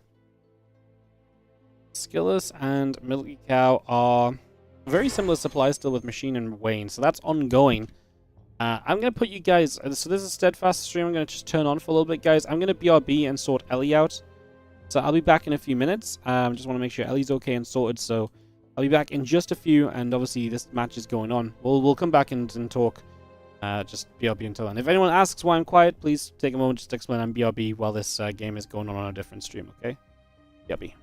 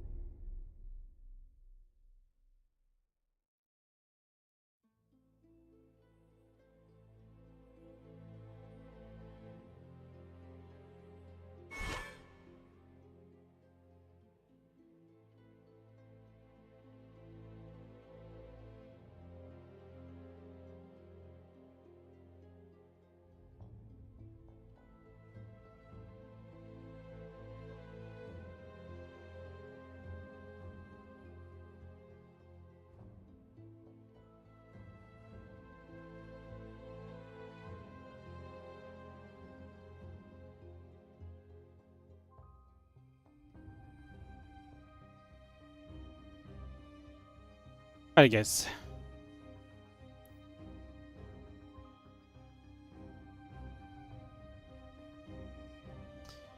I'm back. So it looks like the other match did finish. We're going to be doing MaxPax Wayne. Now, what are we going to be doing? Yes, MaxPax Wayne. There's a skillless machine. Cool. So we're going to get some Protoss Zerg versus Protoss Zerg coming up for us. Love it. Love it. Alright. Sorry for disappearing, guys. I had to go feed Ellie. If she finished her food, I might actually just have to take her out to the garden for a minute or two as well. Wayne's BRB, so we probably have time to do it, so... me and Ellie are just home alone today, so... have to look after ourselves, you know.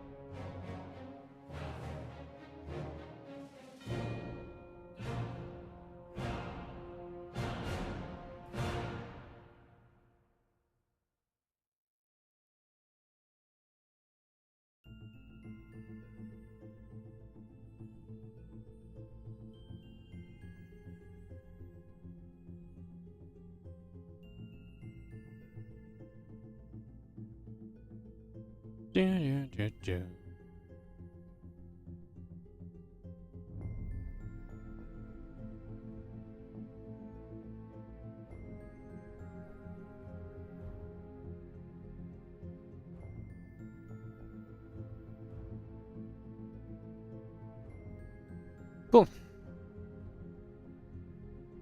It'll take a couple moments. Ellie's much more important than us, yeah. That's okay. How am I enjoying this TV2 compared to regular 1v1s? I think it's a nice change of pace. I mean, I always enjoy doing the team games a little bit, but I always do enjoy doing the team games, but typically my usual issue with the team games is I get bored of them after like one event. This is a little bit more fun though without the feeding and stuff, so... And also the mixing of teams is making it quite fun as well, so it's very fresh, you know? It's very fresh, so I like that a lot. It's been very cool. So far, at least. We're actually going to be doing team events very shortly in the form of TLMC. So we'll have some WardiTV team events coming up from that. I almost want to try and do something with like this format, but we just invite 12 players and we just play a bunch of like randomized matchups, and like every series you win as a player just gets you money. I feel like that would be way more fun than having like what we did last time, which was like the 2v2, like just open cup and stuff. I actually think that could be really sick. So yeah, maybe mix it up and just everyone plays like 2 games with someone. Every map's worth money or something. I don't know. Kind of fun. Yeah, I think the format's very good, and I think the no trading resources early definitely improves it as well, to be honest. I think that's a major positive. At the end of the day, I still, you know, I live and breathe 1v1 StarCraft 2, so at the end of the day, it's still kind of gonna be my preference, you know. But the viewership's been pretty okay for the TV2 as well, and in a month that the viewership's struggling, I think post-EWC fatigue is hitting a lot of people. So in a month where SC2 viewership is struggling, at least on my side, it's struggling. TV2 kind of still doing well. I'd be interested to see how well the TV2 viewership was in a month where like the other viewership was also a bit more normalized. Like it's hard to compare right now, because like right now I say this is less views than I'd usually expect. But it's less views than I'd usually expect with the asterisk of all the streams I'm doing lately have less views than usual, right? So... will there be another cast Civil War? Not for me. Costs too much money. It's too much to ask of the community to fund an event like that. It's extremely expensive. It takes a lot of work to do well. You need a lot of I I just couldn't justify just putting that much work in anymore, not getting paid. And like, me and none of the other casters got paid last time. So like, the concept of trying to crowdfund even more money to do another version of that is just, it's just unrealistic, unfortunately. Yeah, the last crowdfunding event, the last attempt at crowdfunding I did not go well as well, which means that I'm I'm probably not gonna do any more crowdfunding in the near future in terms of like just, you know, trying to just raise money for specific events, because it kind of flopped and that doesn't feel good. So we're probably not be doing anything that needs crowdfunding anytime soon. It's kind of an awkward time because there's a lot of different tournaments going on that are there's a lot of different tournaments that are crowdfunding stuff at the moment, you know, so it's tough to ask too much from the community too consistently.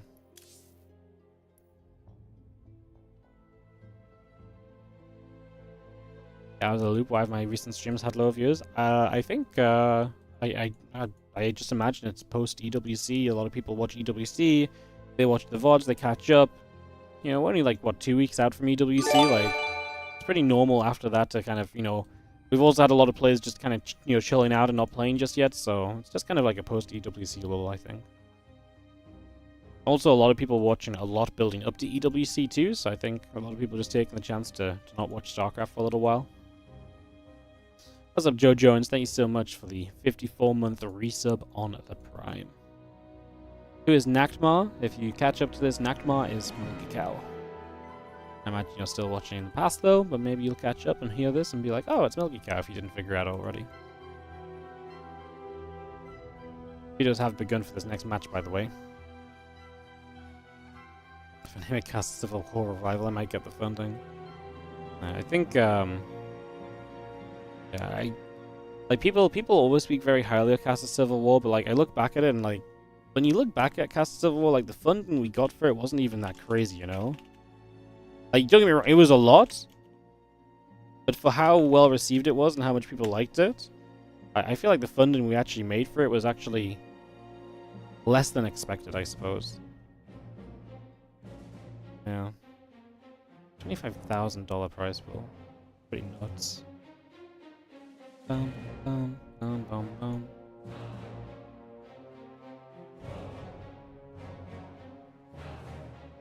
Yeah, it's hard to pull out a 25k tournament, you know?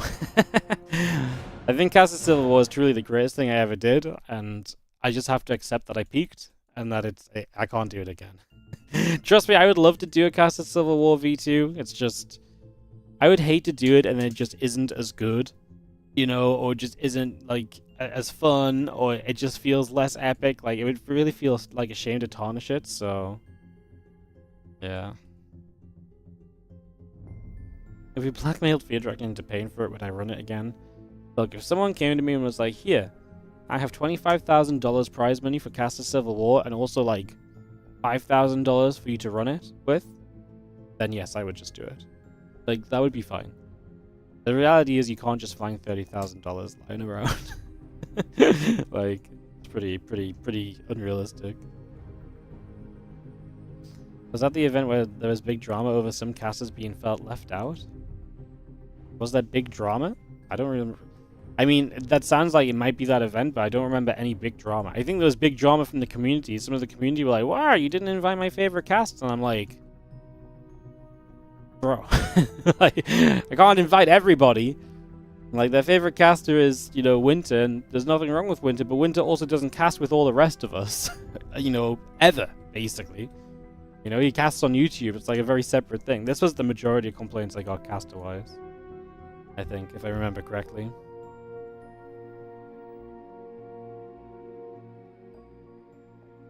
I don't think there was that much drama, though. There's definitely, at least from what I remember. Maybe I'm wrong, though. Maybe I'm wrong. There's a bunch of drama with Creighton Olsen, but no, that wasn't Cast of Civil War. Unless he kicked up a fuss about it. The biggest caster drama you remember was Creighton Olsen. Yeah, Creighton Olsen was a very fun one.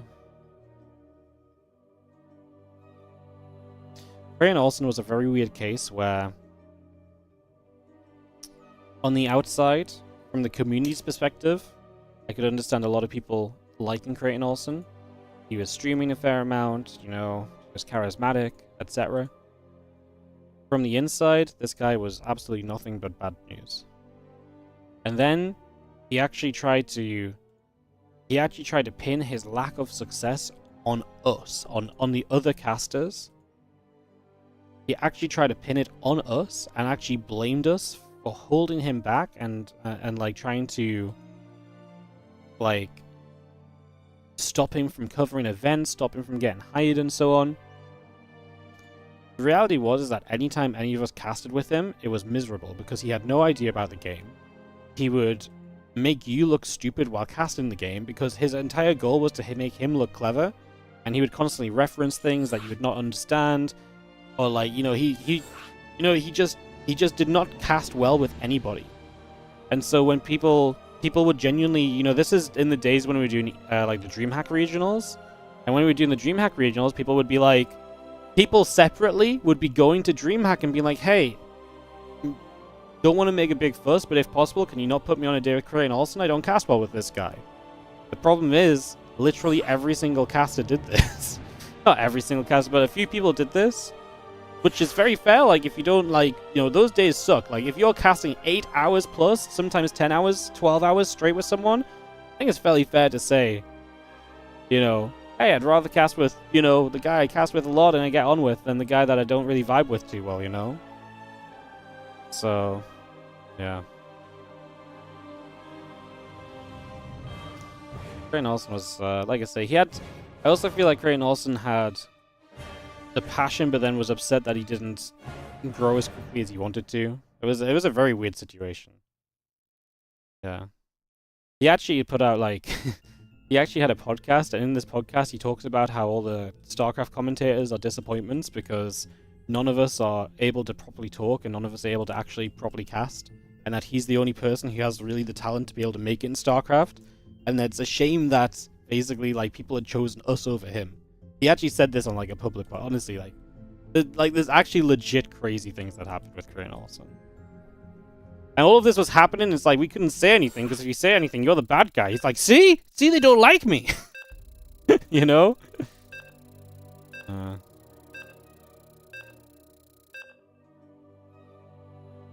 Wasn't it a typical American exceptionalism thing? What's American exceptionalism? Exceptionalism. The belief that something is exceptional, especially the theory that these... okay, I have no idea. I don't think it's that at all, from just a brief read of what the hell exceptionalism means, but maybe I'm misunderstanding. Juicy drama? It's not really drama, this is just stories from years ago. Stories from years ago.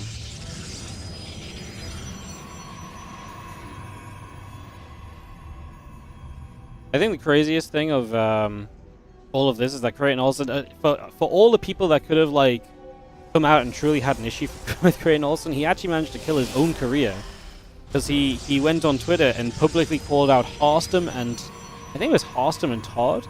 He publicly called out Harstem and Todd for getting hired for a DreamHack over him, and he got clowned on by the... He didn't just get clowned on by StarCraft people.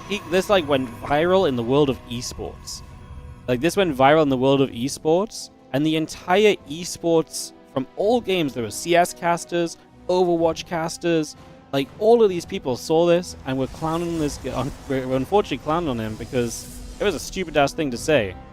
The way that he said it, because he just said it on stream and it became a clip, and it went very viral, and he made himself unhireable by everyone. Which is why he ended up not working. Which is funny because he was contracted to work at DreamHack that year, and then he didn't work DreamHack because he was literally unworkable with, and then he sued DreamHack because they didn't hire him when he was contracted. Like this was like, honestly, like it was crazy. Actually crazy business.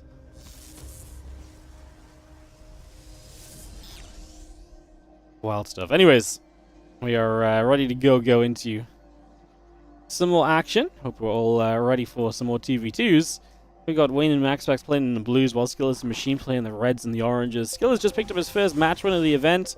Can he get another back-to-back? Going to be tough against MaxPax. MaxPax is very good.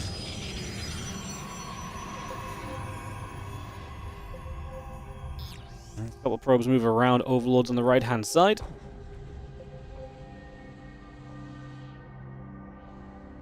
I'm trying to see a little bit of what's going on. So let me read chat a little bit.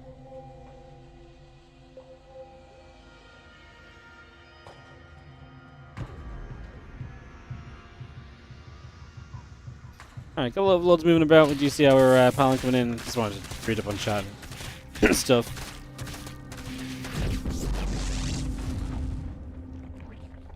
Let's see, the Lings is going to clean out that pylon, and Stalker here actually poking away at this Overlord. Going to get the kill.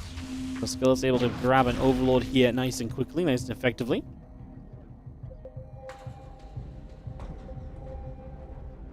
A couple of Lings coming down that bottom right side. Nexus coming up.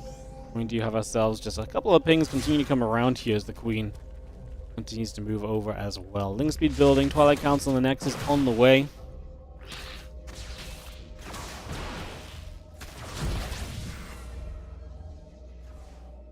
Two Lings and two Stalkers gather up. Actually, okay, you guys want to know what my favorite Creighton Olsen moment is? I just remember this one and I can't not tell this one. My favorite Creighton Olsen moment was I was looking for somebody to raid after a stream. So I was streaming and Creighton Olsen was streaming and he was streaming something else. And I was like, you know what? I'll raid Creighton Olsen. So I slash raid Creighton Olsen and we raid him. And I go into his channel. And Creighton Olsen is on a full-on rant about how it's really crazy how some people have so many viewers and yet their chat is so slow. And how he's absolutely convinced certain people in the chat are viewboying. And he's just like, it's just crazy that these streamers get away with it and they're able to run very popular tournaments all the time. And then he's like mid-sentence and he sees the raid and he's like, wow, Wardy, thank you so much for the raid. And I'm like, wow, bro. Because he's literally upset because I have more viewers than him while he's live at the same time as me. And this was a constant thing. This was a constant thing that happened on his channel. Like, honestly, it's great. Honestly, wild to think back on. Dude was just full of malice for anyone else that was doing the same thing as him. Actually, wild. Very sad because he was actually, for a lot of people, he was very fun to listen to. A lot of people genuinely really liked him. And I actually think he probably would have just made it if he just kept on casting and shut up, you know? if he just did more of the in-game stuff and less of the out-of-game stuff, I actually think he would have made it. But yeah, dude kind of made that difficult for himself.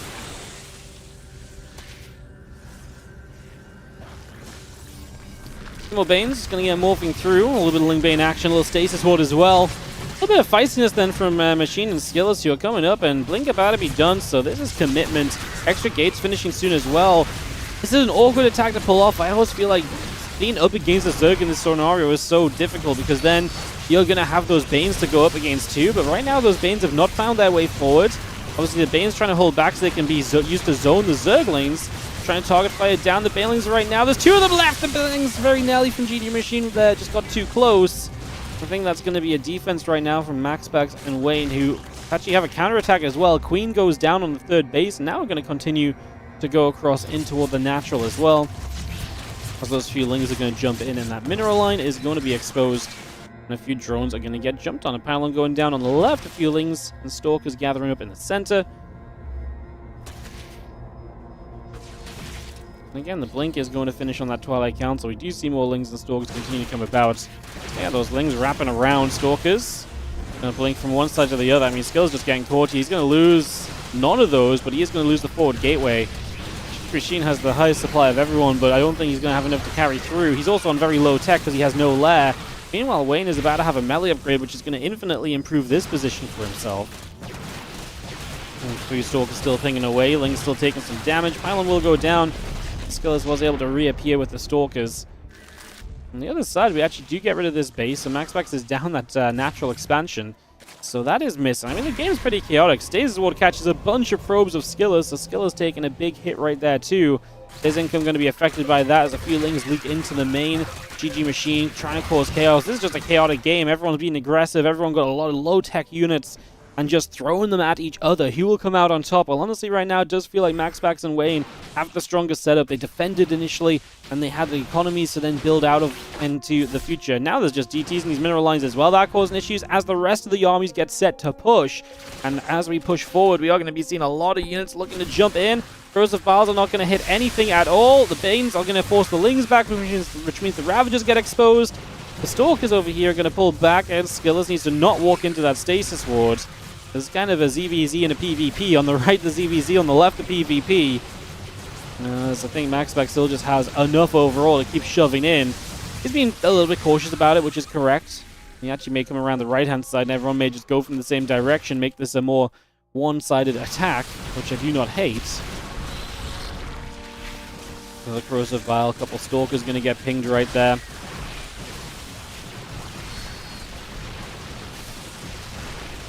Stalkers turn back the other side. Again, a few Roaches coming, taking some damage. Other Stalkers taking damage as well. Damage will continue to come through. Let's just go bang, bang, bang. I mean, that's actually going to go down on the right. It's hard to say anything other than GG. I think Skillers and GG Machine, because they're just outnumbered in every single way. And MaxPax and Wayne pulled that initial attack. I think that sort of an attack from Skillers and Machine are just, it's so difficult to pull off, because again, against a Zerg, when there's Banelings defensively, you get slowed so much by those Banelings. You have to respect them so heavily. It really impacts your ability to kind of come through and like properly pounce and deal damage, you know? GG's. Game 2 coming up. I'll get that rolling here in a second. Got this ready to rumble. Meanwhile, Serral and Milky Cow. Ooh. Serral's 135 supply, Milky Cow 70. Their opponents are 190. 190. So 100 on one, 90 on the other. So actually pretty interesting game going on between on the other stream if you guys want to check that out on Steadfast channel. Go and have a look.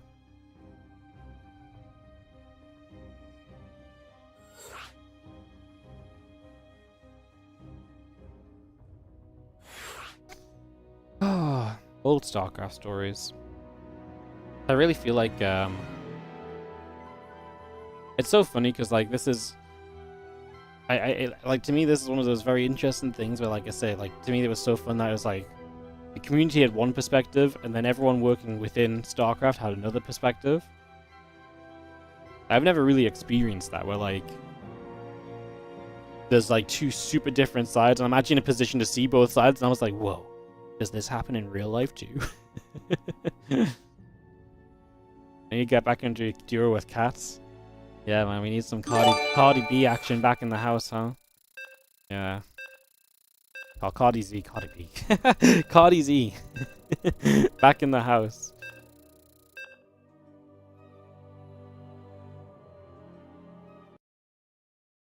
Yeah, I enjoy casting with cats. It's fun. What's up, Growlung? Thank you so much for the 18-month resub on the Prime. I really wanna do like a rewatch, like a group rewatch. If we're talking about Cast of Civil War, I really want to rewatch the Cast of Civil War finals like on stream sometime. I think it would be very fun. Maybe like because when I was this year was my 10-year anniversary of streaming full time or doing full-time StarCraft 2. I was really tempted to. I was really tempted to do like a streamathon thing where it's like, you know, we encourage people to sub. It wasn't going to be a subathon where it's like there's an endless timer. I've got too much life going on for that, but like I was thinking of doing like a streamathon where for a few days we'd do like 12-hour streams back to back and we just do a few fun things. I really think it would be very fun to like rewatch like the Cast of Civil War finals again. To me, like Cast of Civil War, like already talked about, like absolutely the best event I've ever ran. And like the finals was like a picture-perfect story, realistically. Like, it was so freaking cool. I think it'd be really cool to watch this again and just like have a like little watch party and chat about the event and stuff. Yeah, it'd be freaking cool.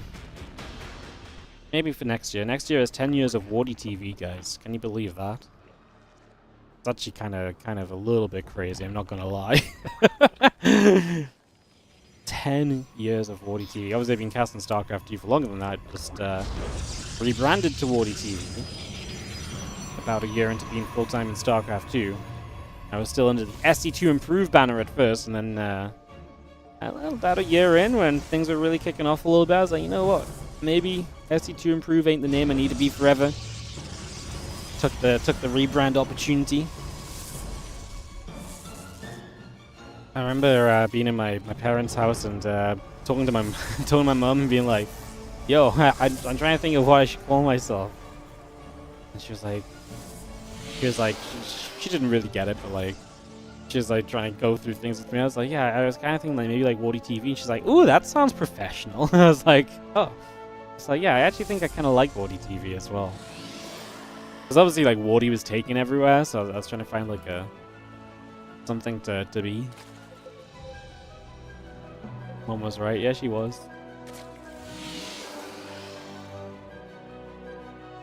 My mom was such a big support. She had no idea what was going on. She was like, well, if you're going to be called WardiTV, you're going to need like business cards so people know who you are. People can, you know, give them to people and they can come find your stream. So then she got me like a bunch of business cards where it's like, what the hell do you put on a business card if you're a streamer?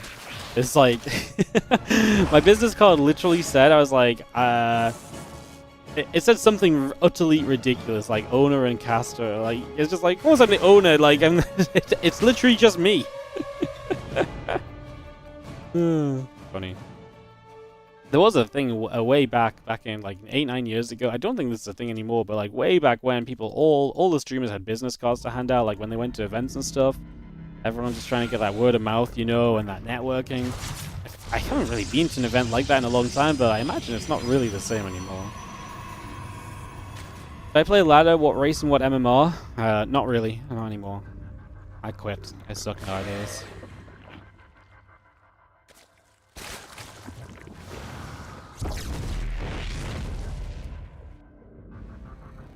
We played one game on stream the other day. If you're real interested, if you go to the stream that was Summer Championship Qualifier 3, and then we played a ladder game before realizing there was a Clem Reno reverse race. It was on Wednesday, so it was on the 6th of August. If you want to find that, you can watch a Wardy ladder game in the wild Wardy ladder game out in the wild. You know,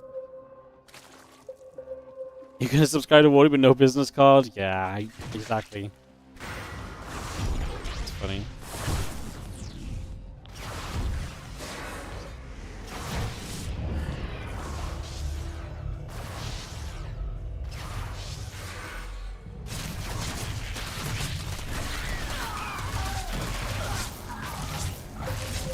What's my favorite race to play? Terran. I mean, my main race is always going to be my favorite race, no? I actually had a while once I stopped playing where, like, my Zerg was better than my Terran because I actually found Zerg easier to play because all the things I sucked at with Terran were somewhat alleviated / forgivable with Zerg. So I got away with a lot more. So when my Terran MMR dropped off a bit, my Zerg MMR actually stayed a bit more stable and actually for a little while surpassed my Terran. It was really stupid. I had no idea what I was doing. I was like making up builds and building roaches and lings and stuff. I was just like, oh. It's just like this, like, some meme. I'm just like Happy Larry just tapping away in the corner. I have no idea what I'm doing, but I have like 300 more MMR. Meanwhile, I play Terran and I'm sweating. I'm out my build order. I'm microing every Marine. On the other side, I'm just, you know, pressing the R key. Oh, I might inject my hatcheries now. That sounds fun.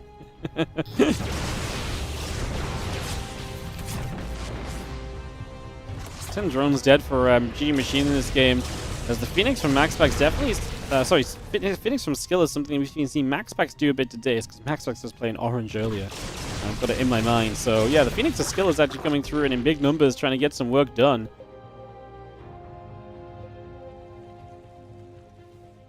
Speaking of reverse race, a reverse race turning would be fun in the off-season. Yeah, we actually did the Backers Brawl earlier this year, and that was a tournament where we wanted to do something fun, but we didn't really do something fun in the end, to be honest. But the guy that contacted me about that actually said he'd love to do something else in the future, and if he did, you know, some ideas. And reverse race, I think, was one of those ideas. So if he reaches out and gets back in touch and does want to do something again, then maybe we could do something like that. think it'd be fun.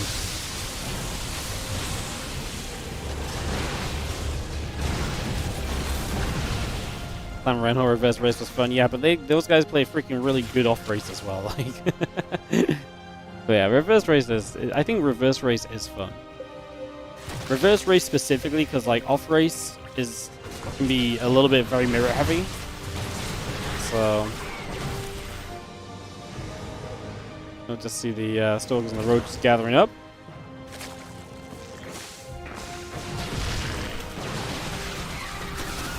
And MaxPax is pushing forward. Skill is hurting on supply. The problem is if these Phoenix can't get lifts and get involved. I mean, it's scary, right? Because like they've got to dodge the Biles. They've got to deal with the Stalkers just shooting at them. And right now the Stalkers doing a great job of just killing off the Phoenix. The Roaches are obviously doing damage on the ground during this. So Skillus is giving up his Phoenix so the Roaches do the work. Is that good enough? The problem is as well as though, as you lose Phoenix, less Phoenix is then going to mean that future Phoenix are way less impactful. Like, Phoenix work best in great numbers, and now that those great numbers are lost, I'm not sure if those Phoenix are going to get another chance to really be impactful here. 3 are being built at a time. Going to knock down these spores. We're obviously going to have this army just hitting at this front door, and it does feel like Wayne and MaxPax are punching on through at the moment. Phoenix overhead still. Roach is still trying to fight. And Wayne and MaxPax, I think, really just identifying the opportunity that they had here. Again, Stalkers in good enough numbers to one-shot Phoenix. Every single volley is just taking a Phoenix down. Right at the end, they ran out a little bit, especially as you're blinking back a little. But yeah, again, the Phoenix numbers take heavy hits, and GG Machine is, he's keeping a good Roach count up, but is it good enough overall? Probably not. And it's also just Roaches. They don't even have Roach speed yet. So yeah, he does have Roach speed. The Roach speed is coming up from Wayne, but he's been able to go by without it because they've just had that much more.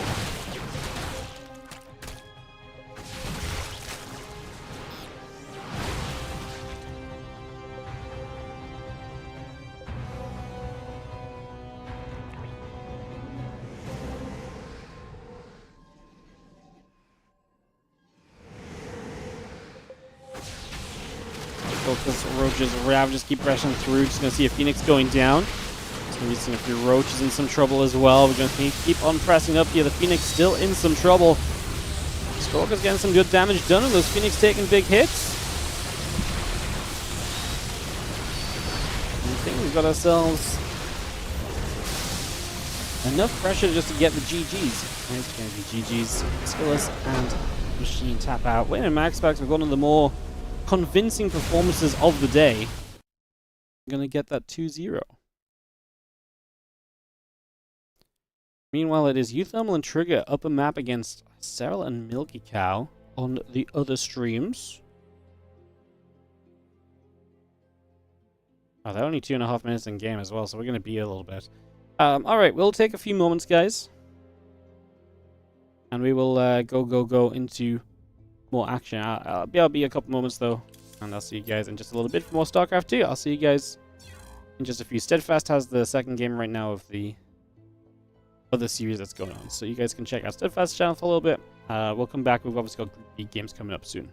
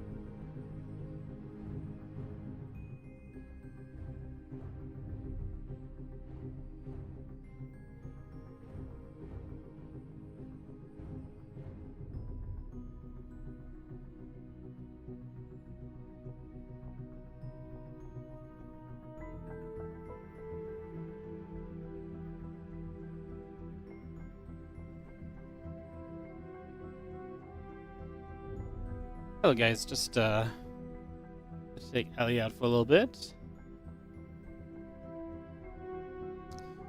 What's going on? That other game's still ongoing. Pretty close.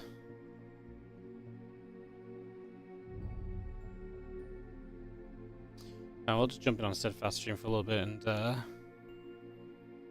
cast a little for you guys.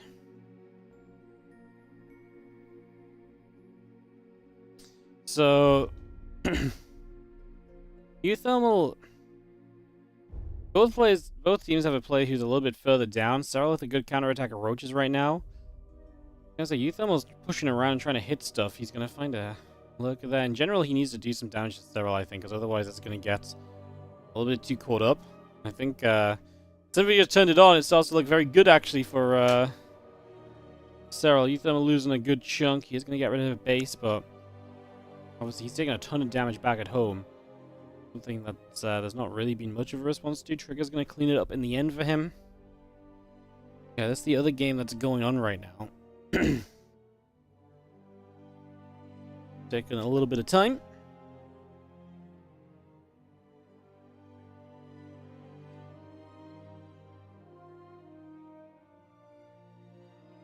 Gonna chase High Templar in some trouble. Roach is going to end up burrowing up right here as the G2 upgrade still coming through. Seismic Spine's on the way as well. We do have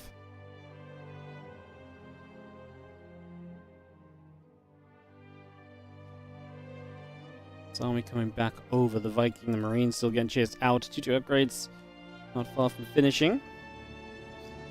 But that's from Milky Cow, and I think SERRAL's army is just a little bit too powerful right now. His supply. Lurkers that just don't really get answered by anything from Trigger and UTHERMAL. I'm about to get better upgrades as well, so those Lurkers are going to be even better right now. And even further step beyond.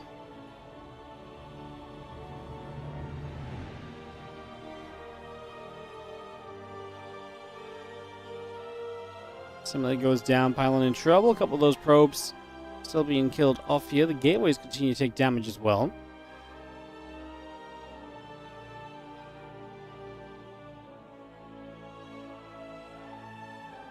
Army really does continue to push up. A couple of Archons go down. The High Templar like to try and get involved too. Another scan comes about. Lurkers and Marines gathering. As we just have, realistically, too much SERRAL. And that looks like SERRAL's going to clean this one up. Any idea of how game one went? No. It was over kind of quickly, I think. But yeah, not actually really much of a clue. Alright, we should be able to get in game to cast the next game, guys. So let me go in game and wait for the invite to that, and we can cast game 3. Because I presume Group B doesn't start until both these matches finish, so yeah. A little heads up, I probably will not be able to do all 3 matches today on Group B. Just letting you guys know, because this is taking a little bit longer than I was told it was going to take. So I actually have to do something tonight, so still heads up that that's probably the case. What is our match 3? Yeah, the Goblin Showtime Nikarak Zhuge Liang match I'm probably not going to be able to do. But otherwise,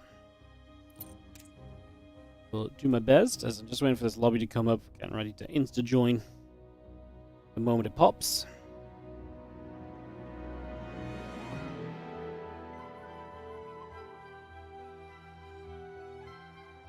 Bum bum bum bum bum bum bum. Cheese?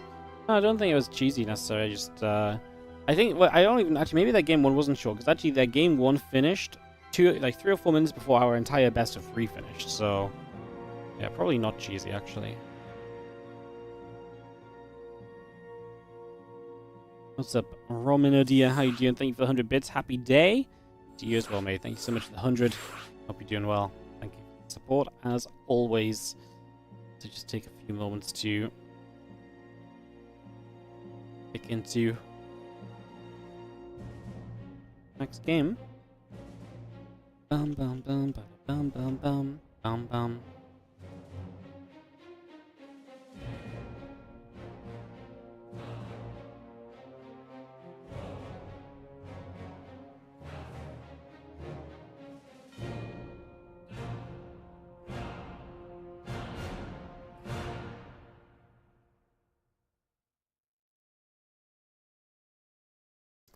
Everyone's getting set, just doing some color swapping, it seems, before we jump into this.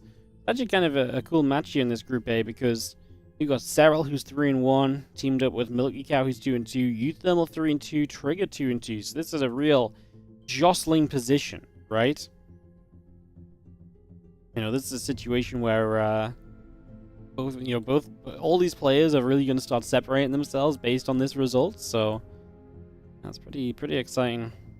It's pretty packed tight in the middle of the group as well, so nobody's really safe or anything just yet, as we really are just waiting for colors to be set, and we should be able to go into this game too.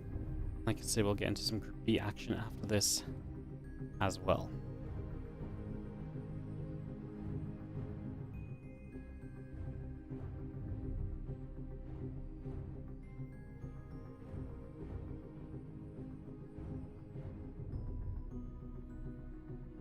Go. Oh, they take so long between games in 2v2. What's going on? I'm about to play Emerald City, by the way. This map could be a long one as well. Alright, let's buckle up. See what we get as we have Emerald City coming on through and get up and running. Let's go. Emerald City.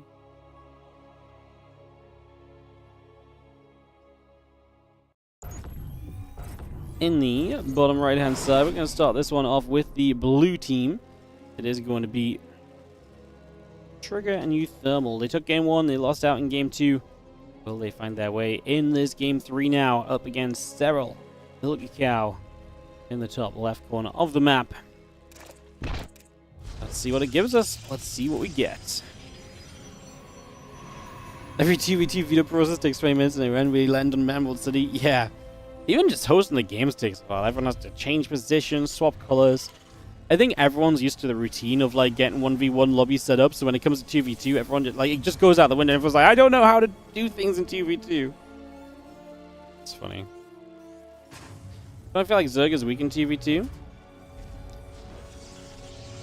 No, I actually don't think Zerg's weak at all. Zerg's super powerful, no. I think Zerg as a combo is very weak. But I think Zerg has a lot of good utility that can really aid the other races.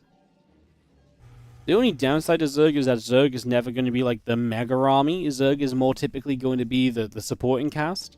The later the game goes, the more the Zerg becomes the spellcaster army. So it's very hard for Zerg to carry if the Zerg player is the one that's up. If the game goes deeper. Like in the last game, it was still fine. This one where we just saw SERRAL with Lurkers. Because like Lurker phase of the game is still very powerful for Zerg. But if it goes like late game, I think it becomes hard for Zerg to carry, but they can still do a lot to aid. I think it's fine.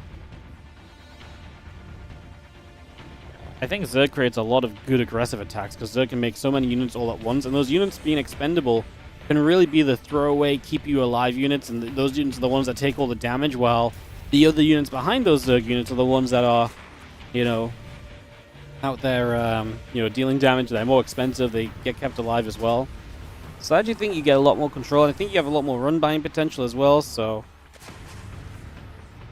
yeah, I would say yes. Just the TLDR. I would say Zerg can be weaker at points, but they can be much stronger at other points as well.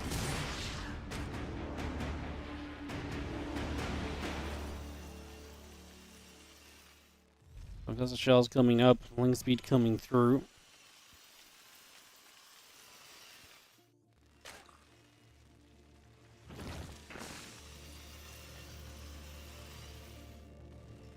And that roach speed, concussive shells just finishes. The starport's still coming online. Zerg's function in 2v2 is only to make mass meter. We've only seen mass meter like once or twice so far, though, this event, no? Honestly, Zerg units are so good at tanking. Like, Lings just absorbing shots is so incredibly good. Especially in a matchup where, like, usually if you just mass Lings, you can't have the other things behind to take advantage necessarily. And people can start just heavily countering the Lings. But if you have a teammate who's building the other things, that's actually really sick, honestly. Like, there's so much good that can come of that. Pretty wild. Factory getting a Cyclone on the way. Medevac building to get settled down. The Stargate coming up. Probes and an Oracle on the way as well. Hellions on the left-hand side. Queens and a Marauder are going to be there, and that Hellion is going to get picked off, is going to go down for the moment.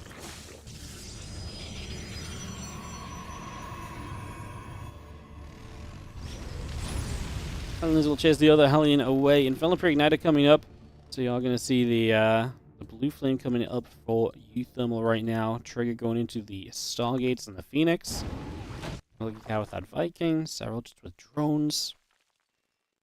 Blue Flame Hellion could be kind of scary here if SERRAL is not going to have a Roach Roaring down. There are going to be mech units on the side of Militant Cow to help, but if all SERRAL can add to the table for a while is going to be Lings, then that is definitely going to be potentially some trouble coming up, right? So definitely some problems there, perhaps.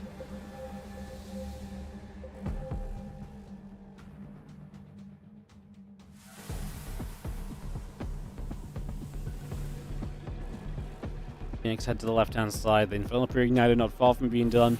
A few more Hellions still popping out. Phoenix on the way. Add on the Nexus. And a couple of Phoenix here. Going to go straight after the Overlord already. Take that down. So the Overlord will drop.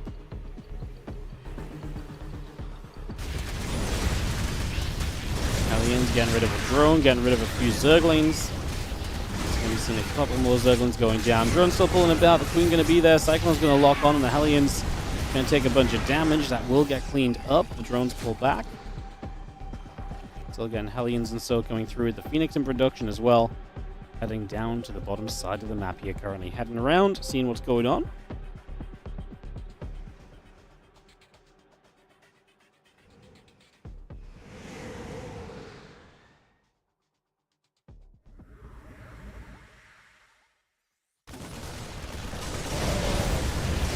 Things will lift.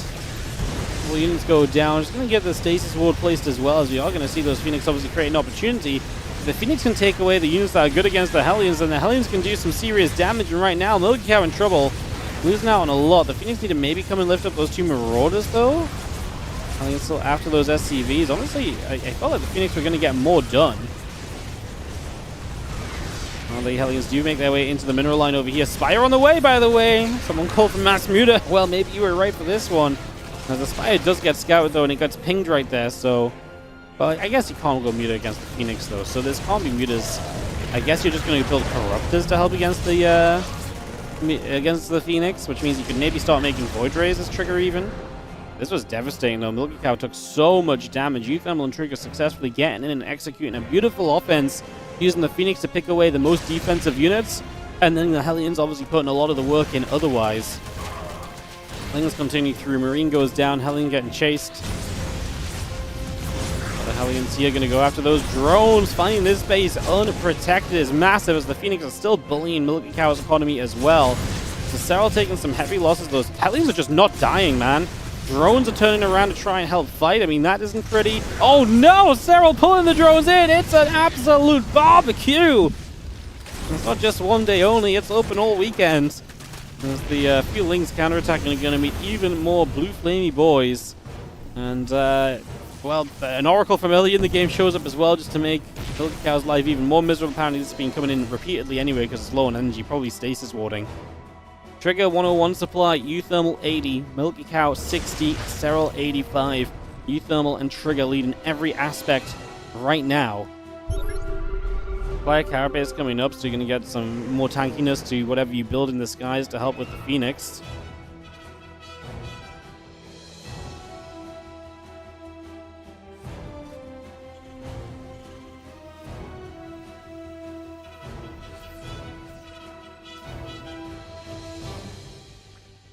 Couple more Marauders in the front, actually. Playing fairly usefully. The Corruptors in the sky. Yeah, we got a bunch of those out already. It's interesting. How well do the Corruptors shut down the Phoenix? Phoenix can run around the Corruptors. Obviously, you not necessarily need to fight. The Phoenix can kind of fight the Corruptors too. Love to see the Phoenix range coming up. You can see that the fleet beacon's on the way. I imagine that's going to be the instant upgrade from there. Missile turret in place if you push back the Oracle. UTHERMAL just building Cyclones now. Now, this is going to be the issue. Cyclones are going to be good against the Corruptors, and if the Corruptors go down, the Phoenix are going to dominate again. So that's the kind of composition that you're working against right now, and the problem you're going to have to play against here for the foreseeable future as that orbital command floats out down to the low ground.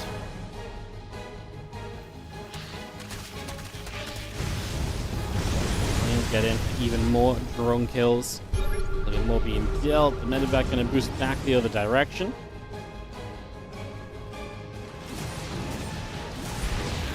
Marauders drop off. Hellions chase the other side. Continue to ping for a moment or two.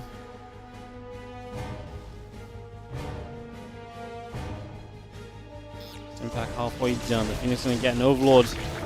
And again, more Phoenix on the way. 2 more Stargates building from triggers. So getting those all on the way up. Plus to attack along with everything else. Additional Cyclones are building through. Corruptors going to get worked against here as the Phoenix. Do okay for themselves. They're about to have Phoenix range, by the way, which is going to give them a much easier time getting shots off on these Corruptors from afar without being hit themselves. Alien Cyclone just going to show up at the front, going to fight this Bio Army. Kind of wild.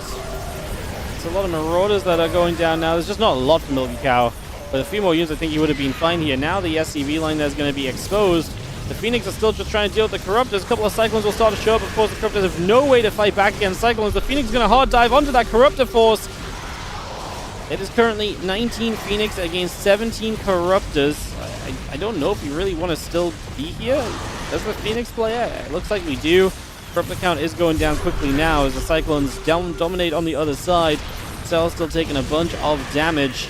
And GG gets called by Milky Cow. He's just down now. GG gets called by SERRAL. UTHERMAL and Trigger get a big win for themselves in this match and get themselves a point in the group stages. Alright guys, we're going to be switching action over to Group B. What am I casting in Group B?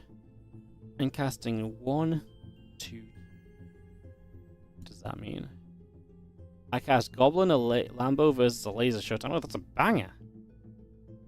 And Seamus Lambo versus a Laser Zoogle. Oh, I got the Zerg. Oh, I see. Steadfast gave me all the Zerg matchups, huh? All the ones which suck? Yeah, I see. Yeah, this guy. Oh, good. That's actually, yeah, the first one's a banger, to be fair. First one is a banger. Alright, we'll be getting into this in a few moments. Goblin Lambo versus a Laser Showtime. God, that is actually a great series. I love it. I love it.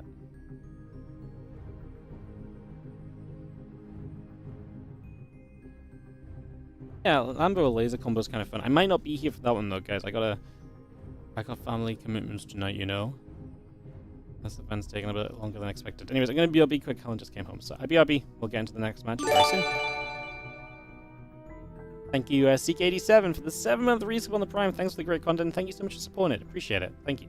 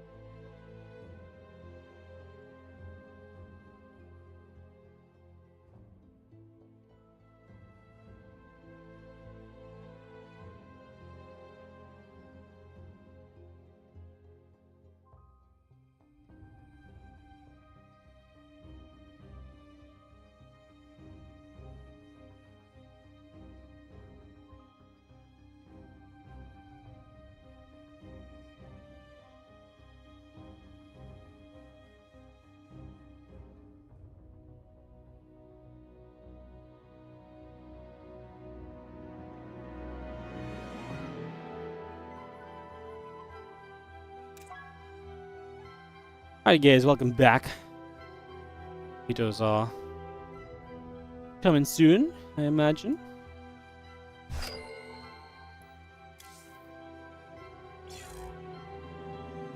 Oh, I'm in the wrong party.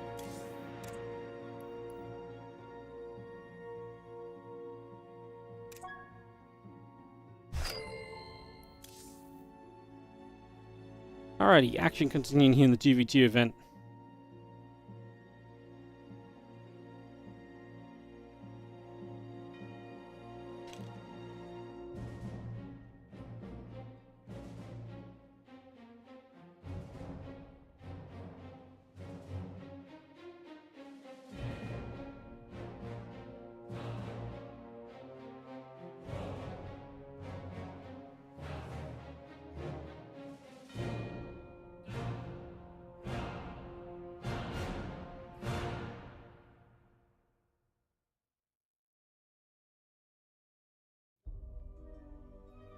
Alright, so we're probably going to do the next two best of threes, guys. I probably have to dip out for the last one.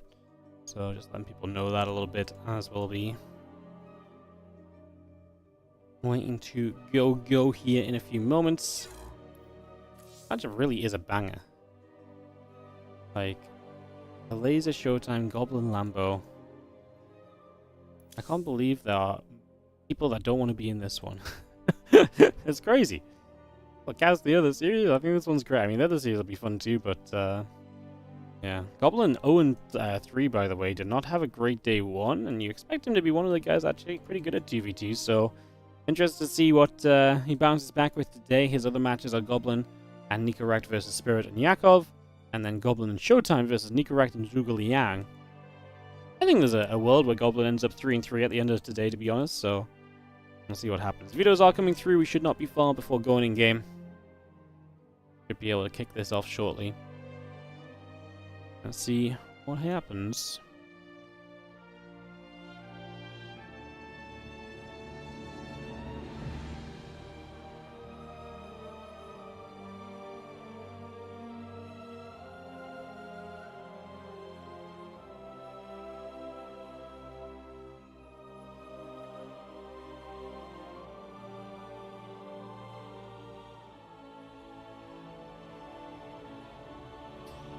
Yeah, just a few moments, I imagine, and kick this off into this match. How's everyone doing? How's everyone feeling?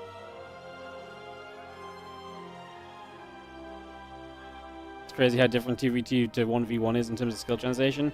Yeah, it's definitely, obviously certain things carry over, but there's still a lot more kind of coordinating with your teammate and figuring out how that goes, and a lot of StarCraft 2 is just knowing what you're good at and fast at and stuff, right? So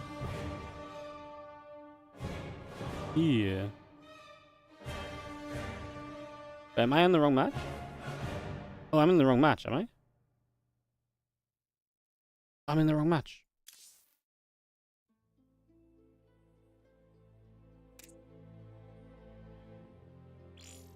Oh, I'm not going to cast the match I was super excited to cast.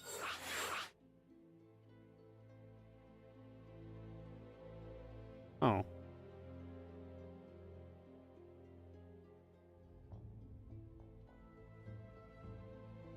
Oh no, I'm sad.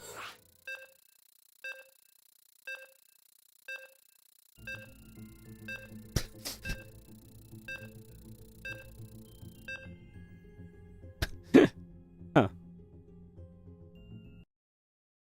Well. That is sad.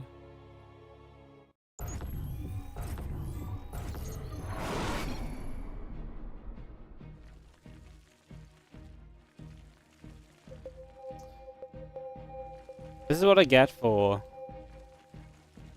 letting the other people pick the games. I should have had more of a stance for myself, I guess. All right, we're gonna cast Zhuge Liang Spirit against Shameless Yakov. It's not that it was a bad match. It's not that this match is bad. I just got myself really excited about the other one. I literally just got really hyped up about it. Yeah, I just got myself all hyped up about it only for me to be in the wrong place. Yeah. All right. All right. Well, the worst part of this is now I have to observe as well. This is a double whammy of a loss. Unlucky. Unlucky. Drones coming up. I literally just bummed myself out, guys. I'm sorry. I've literally just got myself disappointed. Yeah. All right.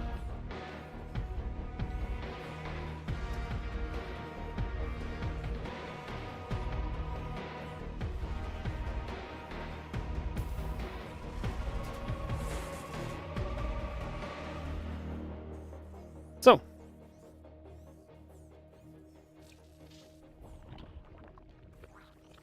Get rolling up. Just going to be seeing a CC coming down the hatchery as well.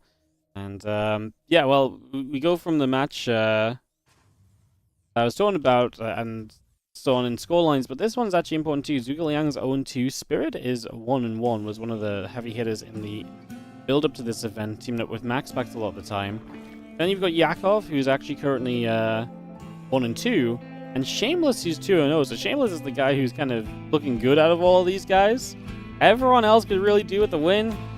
We'll see what happens. Are they changing partners each series? Yes. Every series is a different combo of players. So within the group stage, you play one 2v2 match. You play one 2v2 best of 3 with every single person that is in the group, is the general idea.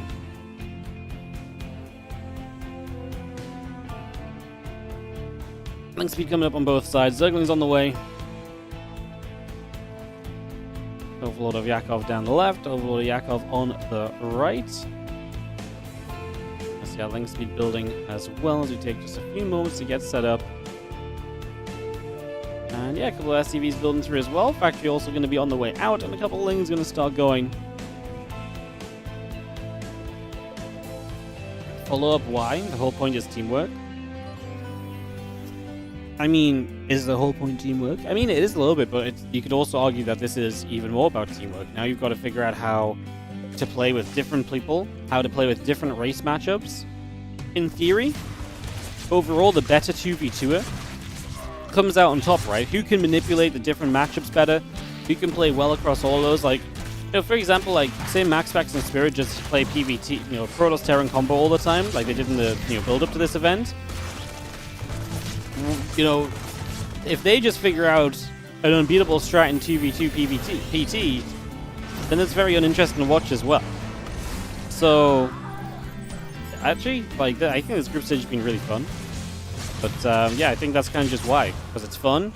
It means that people, you know, actually, I honestly think that playing with different people thing is very fun too. And I actually do think it's going to bring out the best 2v2er, more so than just the best team. So... But, I mean, I think you can have the opinion the other way as well. Hello, the game sounds. Is that better?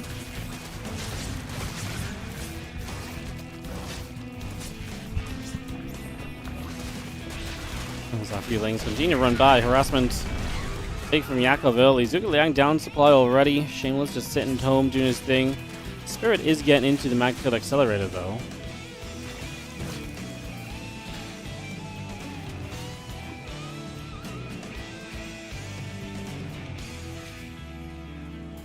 I think there's I think in terms of talking about the format, I think the problem with 2v2 is that, so I talked about this yesterday, I think this is maybe a better answer than what I already gave.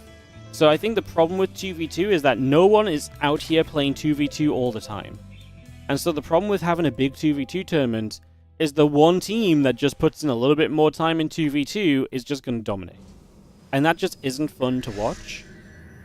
And it's not worth all the other teams putting in time for one tournament because realistically, you know, we only have one tournament or so, right? So I think this format brings out a much more interesting kind of viewer concept. Even if it maybe isn't the best at finding the specifically who's the best 2v2 team, I think it puts on a much better show and puts 2v2 out in a much more fun light than just having one team that's going to dominate everyone and just having basically a scaled set of teams. This mixes up so much more, so... Yeah, right now there's just, I think there's just a lack of reasons for, like, 2v2 to be practiced much, and so it really means that certain teams are just very... And we saw that in the qualification process for this. Like, MaxPax and Spirit was just freaking dominant. And so, like, if it's a foregone conclusion before the tournament even starts who's going to win it, it takes a lot of the interest out, right? So, I think it's a very fun format for the finals. I think it's a good time to mix it up for the finals, and then, you know, you can have the more solidified kind of 2v2 events where people sign up as a team throughout the year as well. You prefer to have the team set and locked? Fair enough. This is the most fun I've ever had casting 2v2, though. To me, this has been the most fun 2v2 we've ever seen. So to me, this format's already won me over, to be honest. Like, 2v2 gets boring very quickly when... I don't... A lot of it's not even necessarily teams, but obviously the trading of resources as well is a big thing. Especially with these Cyclones looking for some serious damage. Stalkers, Roaches, Ravagers doing the work. The Lings obviously trying to protect for a while and keep these Cyclones alive, which they've done. But obviously it's one guy who's just got a few Lings trying to tank, and the other guys really have a much better army overall. Yakov has way more supply in general. Just gonna see a couple of investors coming down here. So we even have tech available as well. Fungal growth, those Cyclones, and then you can actually get in reach to kill them and try and capitalize on that fungal right now. The Stalker's having to still stay back a little bit. This attack is going on a long time. Yakov's supply is plummeting quite heavily, actually, and they're actually in a little bit of trouble right now as Spirit Cyclones have been putting in the work. They have absolutely stuck around, stayed alive, and they've been able to get so much more done. Cyclones coming back the other way, locking onto a few of these Stalkers while Roach is taking hits. And we are going to play cleanup. Stalkers coming back the other side. I'm just going to be seeing a few more Roaches still on the way up at the moment.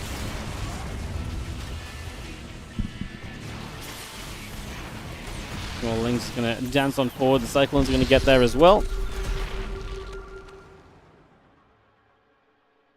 Well, Infestors coming about. The Roaches are building. Just going to be seeing the Burrow. Tunneling Claws continue to come through for the moment. The Link Cyclone continues to gather.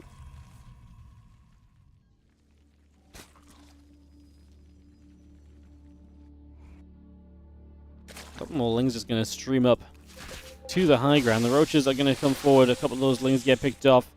The rest of the Lings will look to try and come through as well, as we do see the Burrow coming online. The Infestor still building as well here. Tunneling Claws coming on up.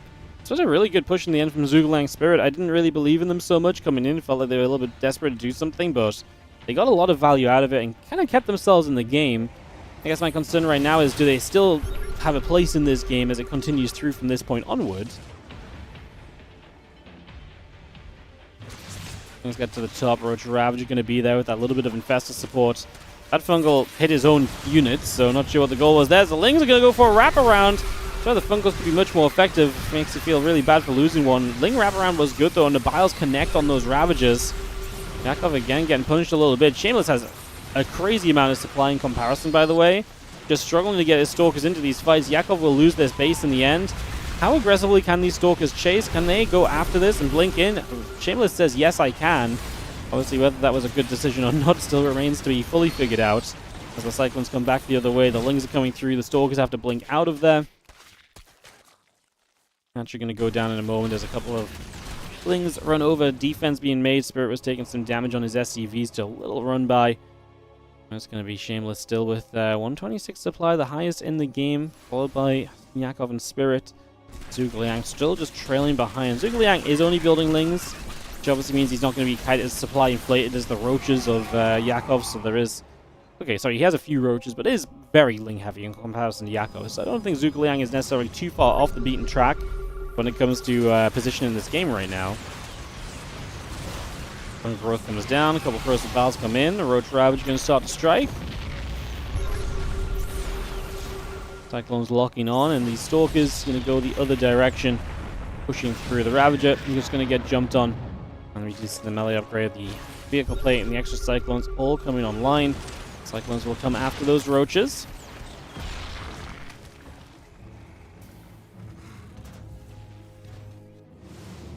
Liking the harass we've got going on now as well. As these few Roaches do get found, but the idea of it's still not bad, and you're still threatening elsewhere. Good defense, though, to be fair. Obviously, those Roaches getting found. Cyclones in position here. And now take our chance to knock these rocks down and open up the map. On the other side, the map has opened up for you defensively. And the Stalkers get to work. Knock down those rocks, open up this space. A few Lings here still playing cleanup. Obviously, Stalkers have the blink and they're just hoping to get up, trade, and get out. +2 attack almost done. Also +2 armor. Also seen Shadow Stride for some DT blink action potentially coming in as this game goes a little bit deeper. Could also be very fun. A couple more corrosive bars coming down. The Stalkers step back for the moment. Again, melee, Roach speed all building up right now. Oh, Zealot Roach running in once more over on this right-hand side as we are going to be seeing the Cyclone lock-ons. Good to play cleanup. A lot of that getting taken out, a lot of that getting pushed away right off the bat. Slings and Ravagers again, just chasing these Stalkers around, pushing them back over to the left. More Roach Ravager now into the center of the map. The Cyclones locking on. Roach is getting blasted by the Cyclones. The Cyclone number is definitely becoming a problem. We are getting some lurkers out here that can maybe stop the Cyclones from pushing into certain positions. That's a Fungal.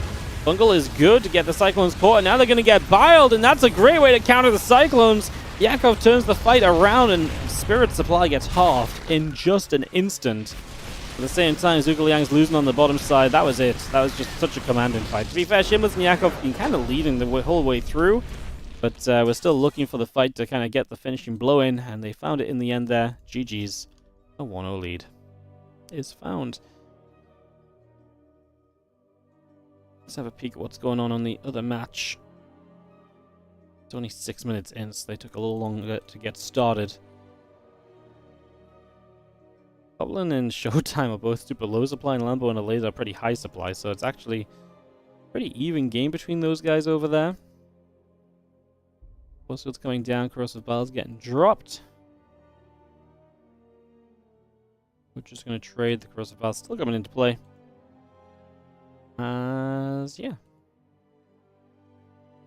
I'm just watching this other game, and I think a laser and Showtime are looking good for the opening game there. Very aggressive. Trying to hold that proxy pylon. Yeah. Looks like a fun game over on that side.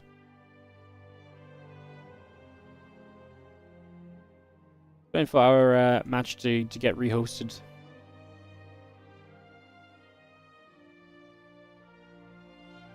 It is going to be 1-0 to Showtime and a laser.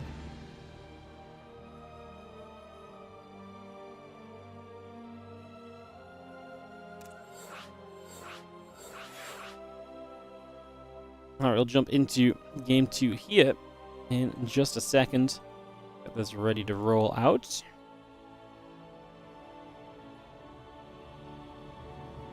Go goes the Spirit. Should be able to get rolling in just a couple of moments.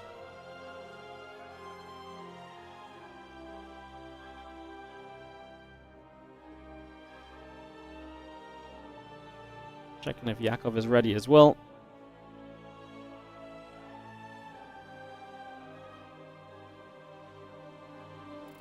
Ready, GL, HF. Countdown begins, and we're going to go into Undercurrent for this game 2. Shameless and Yakov. Shameless looking to keep rocking up at the top. Zhuge Liang trying to get away from the bottom of the tables right now. Lots of story to be decided as we go into game number 2 of this best of 3.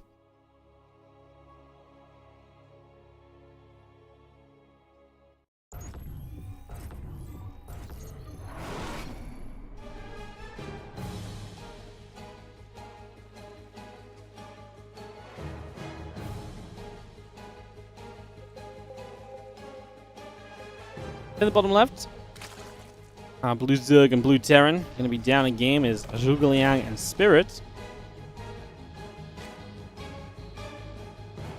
Taking on in the top right, our Red Protoss and Orange Zerg. It is going to be Shameless and Yakov.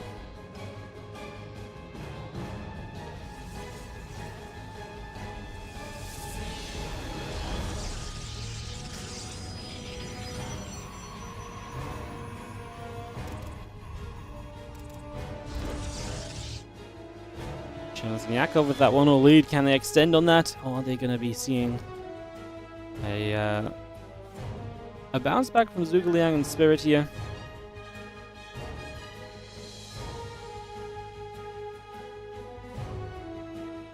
Okay, assimilators coming up. Hatchery coming online. Also going to be seeing the command center coming through as well. The hatch gas coming online as well. Just going to see that spawning pool dropping down And we get ourselves settled in as the Overlord of Zhuge Liang makes its way toward the upper right-hand side of the map.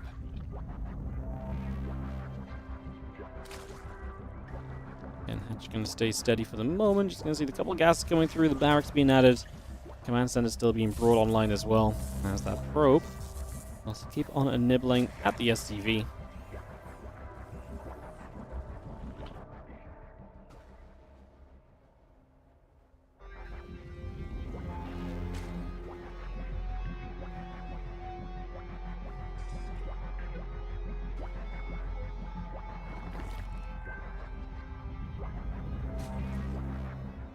Overlord in the bottom, just going to be still moving across. A couple of queens coming through. Again, drone the Overlord coming online.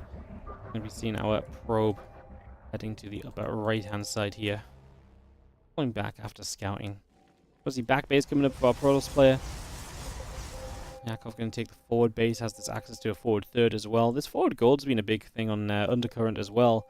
It's definitely been a point of interest that a lot of teams have played around, both in terms of taking and in terms of denying on their opponent's side. So this base definitely feels like an important location to keep track of for us as we continue to move through.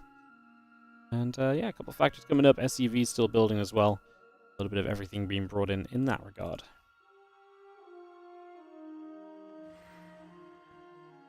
Starlings will make their way to the bottom left, and Adept going to come along with that as well. It's going to go shading by for a few moments here. And yeah, we head down to the bottom side. Link speed, melee upgrade, all coming up. Overload and the drone coming online as well. We will see the Adept continue to try and shade. The Ling's going to continue to threaten onto a Marine at the moment, and actually will be able to get straight forward.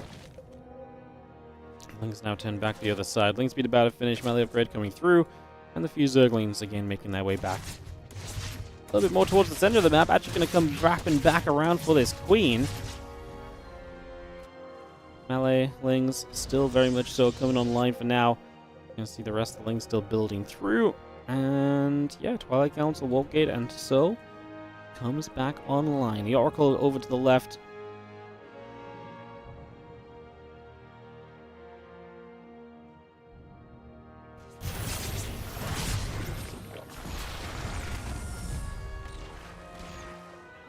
Definitely moving back over again. The Cyclone actually maybe going to get caught, which is always a nice grab. Lower that Cyclone count earlier. The Zerglings kind of feeling like they maybe have an opportunity to keep fighting here. The numbers are good. Going to get a full wraparound on one Queen. Going to surround the second. Two Queens and the Cyclone. The Lings of Yakov do some work. And now with no Queens on the low ground, the Oracle has an opportunity. High ground Queen going to provide a little bit of defense. The Oracle will still add what it can as the drones run, especially. It will get involved. And that's a ton of workers going down. Zhuge Liang! Oh no, Cyclone on the depot, so you can't raise it. The Lings are in. The next Queen going to go down as well, and this is becoming more and more troublesome. Another Cyclone drop, and this is this just over? It might not end, but like, the damage is obviously going to be done. Yakov and Shameless are going to be absolutely loving their lives in this game number 2.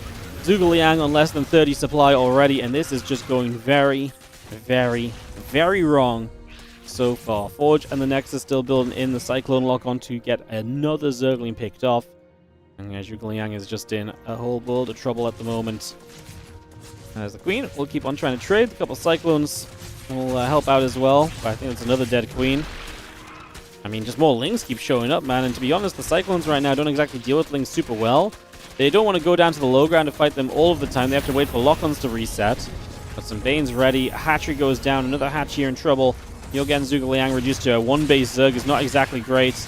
And the Cyclones are going to move to the low ground. They feel like this is their opportunity. A couple Lings come from the other side, and Cyclones will be surrounded. I mean, I get it. You have to kind of come down to the low ground and try and defend. What's crazy is that Shameless is just like, oh, by the way, yeah, I've got Stalkers here now, too. Like, this is all being Yakov. Obviously, we had an Oracle showing up and stuff, but for the most part, this was all Yakov just putting in the work, and he is going to absolutely storm us through to a Game 1 victory. GG's. All right. Well, that Game 2 victory and the series victory. Just first series in Group B is what I was wanting to get at, but taking a little bit of time to get my brain there. Damn. That was brutal. Shameless and Yakov just shutting them down. We've not seen many games like that in the 2v2 event so far. That's like I think that's the biggest shutdown we've seen so far, where everything has just gone completely wrong off the start. Maybe Zhuge Lambo yesterday had kind of a similar vibe as well. Well, great for Shameless, great for Yakov. Shameless is going to move up to 3-0. Yakov goes up to 2-2. Obviously, Spirit now dropping down to 1-2, but plenty of games for him to come. I like his matchups coming up. He plays against Goblin and Nico Racked with young Yakov next, actually. And then he also plays later today against Eliza and Lambo, so a lot going on there too. As we will take a few moments, guys. We're obviously gameless for the moment. The other game is underway already on Steadfast's channel. Let's go have a peek at what's going on.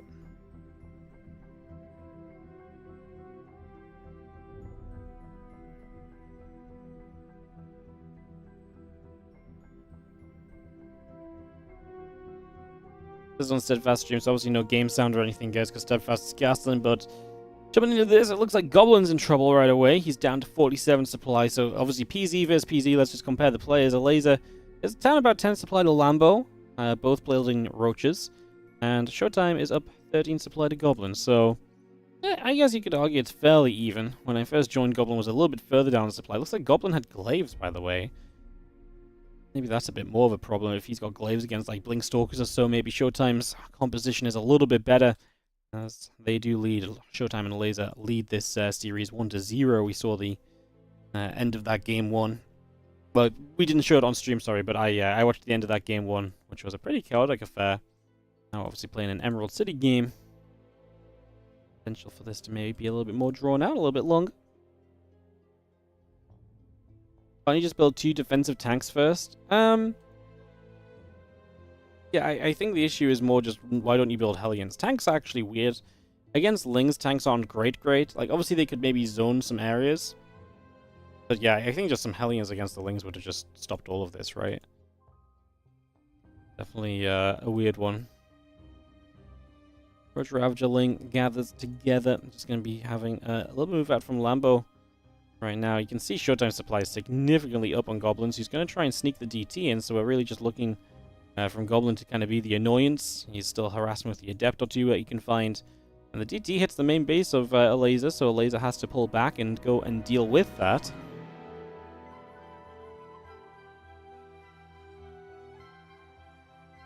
DT just, again, running between the bases to try and really see just what's going on. The probes continue to drop. The Roach is getting in position.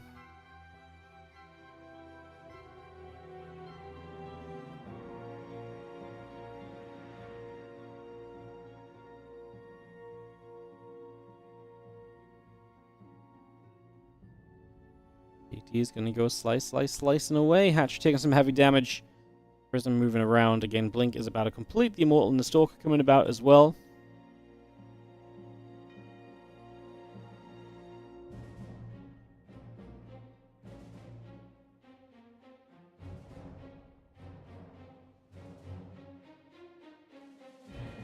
Lambo's supply is absolutely zooming up, by the way. Maybe Lambo's going to be the hard carry of this game. He also has a missile upgrade that a laser does not have. So Lambo is very well set. And Lambo is more ahead than a laser than Showtime is ahead of Goblin. So actually a very solid position right now for Lambo, looking to maybe tie this series up 1-1.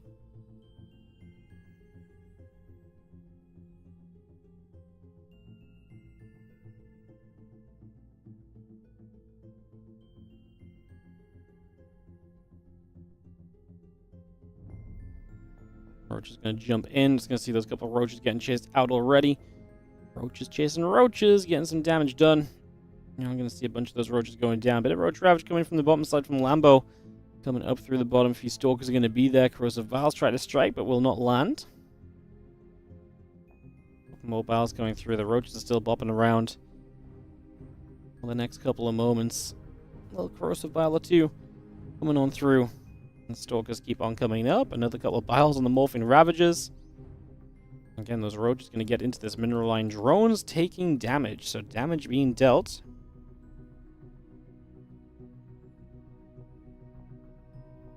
Those roaches still stepping over.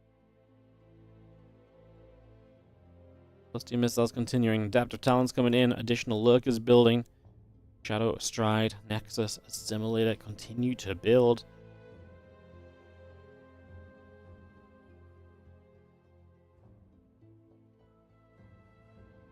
Couple more DTs will get hunted. Chasing those away.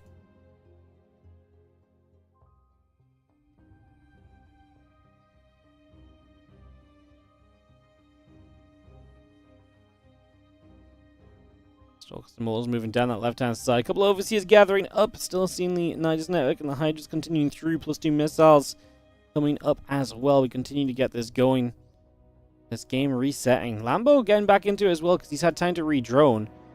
It's still kind of on a hatchery issue. He's rebuilding in the upper right side. That's being cancelled up a couple times over.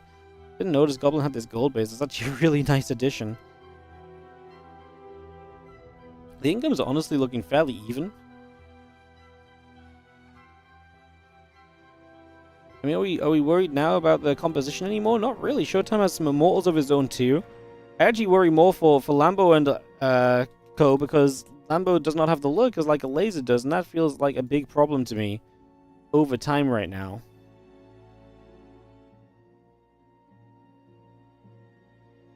One more Bile, Stalker's pulling back, a bit more damage being done. The Zealots coming up, Shadow Strike coming in, Stargate and the Immortals still building, Resonating Glaives. Continuing to produce. Zealot, Stalker get in position, Immortals.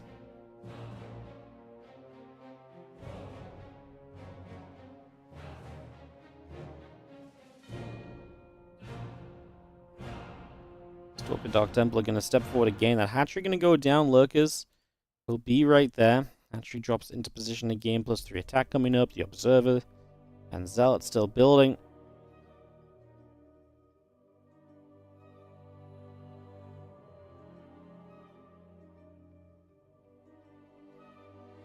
Nidus Network is going to pop out a whole chunk of lurkers here. They're going to step through. That's actually interesting. Do these lurkers get to stand the test of time? They kill off all of the DTs. Oh my god, these lurkers. Even more going to pop out here. Mauls are showing up, which is a better answer to them, but is it enough? Queen's showing up as well. Transfusion available, and these lurkers have just shredded everything that showed up to try and fight against them. That was a great chunk of supply going down, but obviously it did expose the lurkers as well. The gold base gets denied by DTs. The gold on the bottom in trouble. Is it going to be Showtime pushing up? He is going to, at the very least, get rid of this base from Goblin. So one location of Goblin will go down, including a bunch of the probes that were there. Now, what's funny is that Lambo takes the supply lead again as a laser is putting some work in with these lurkers, but maybe it's time for him to bring them elsewhere. These lurkers are still creating a backbone elsewhere. Showtime is struggling to get up the ramp, but they're feeling the need to go. A laser lacking in supply is a big issue. Looks like he's been heavily harassed on the other side, so he's not going to have much economy left over for himself. They just about save a laser's base, but it's super low. And I don't think Showtime can push up here really on his own. That Tempest is very annoying, especially as Showtime's getting slowed from pushing in further. Nidus will finally go down. A laser needs to make good use of his lurkers, is what this comes down to right now. He needs to see these lurkers get some good connections, because he's down in supply. If him and Showtime want to win this, those lurkers have got work to do.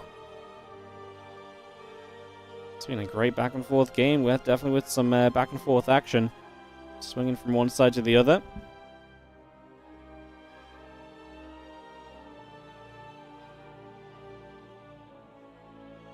As the lurkers gather up, you're going to see the Nexus finishing on the bottom left side. Showtime trying to get more eco online. And now the problem is a laser's economy. Like, a laser still has the better units, but he has way less of them because he's been hit hard and his eco has never really recovered. Lambo did get back on track with his economy. He's got that upper right base that's mine. I believe that's the heart and soul of Lambo's eco right now. And going to be a lot of what is allowing him to really succeed. This hatchery did go down, so another base that a laser can't mine from. And Laser is just absolutely dirt poor at the moment. He cannot afford anything. And like I said, I don't think in the long run we're going to be loving that as Showtime and the Laser as a combo. Because, like I say, Showtime's army's looking great. I just don't think we can really...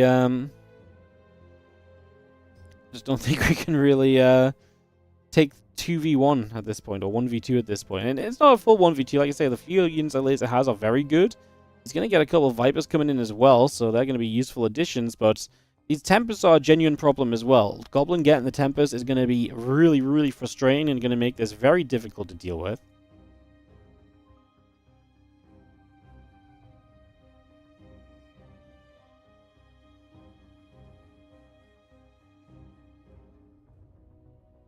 Falcon still pushing through. A couple of units going to try and fight there. Showtime trying to take a good trade.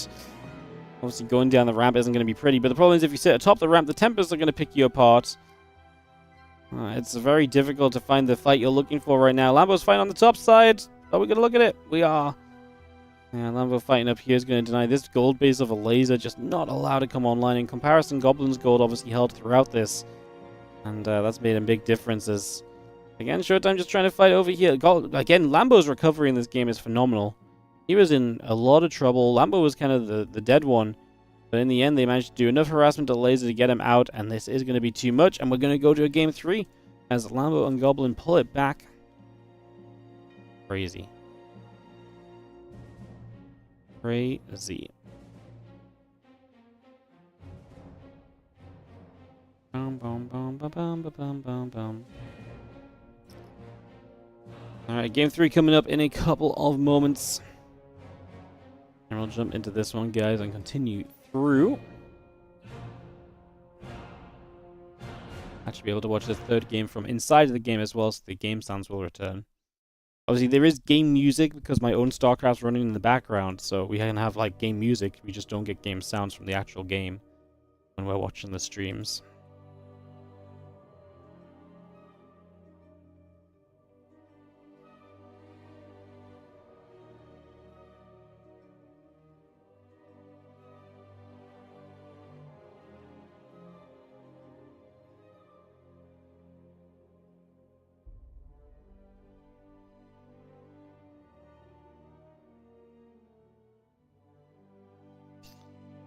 For game to be hosted obviously takes a little while. Everyone in the party has to ready up at the same time and everything, so sometimes it takes a moment or two. There's 1-1 in this series.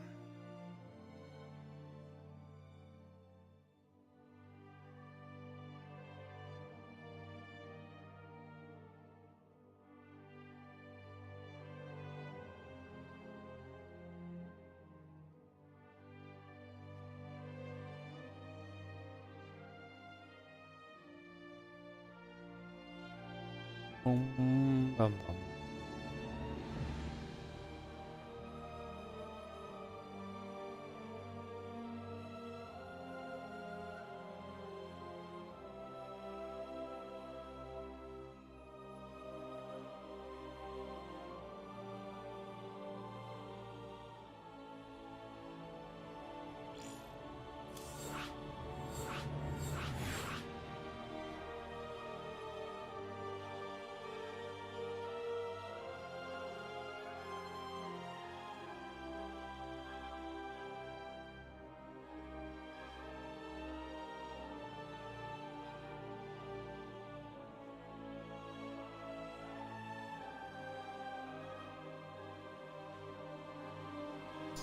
Alright, just gonna see some ready ups.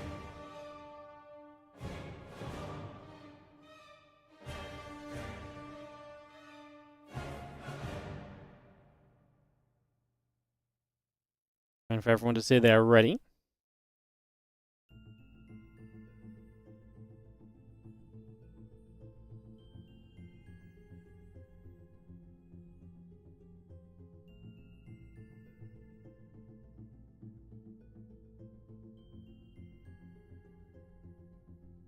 They need a moment, so just a second.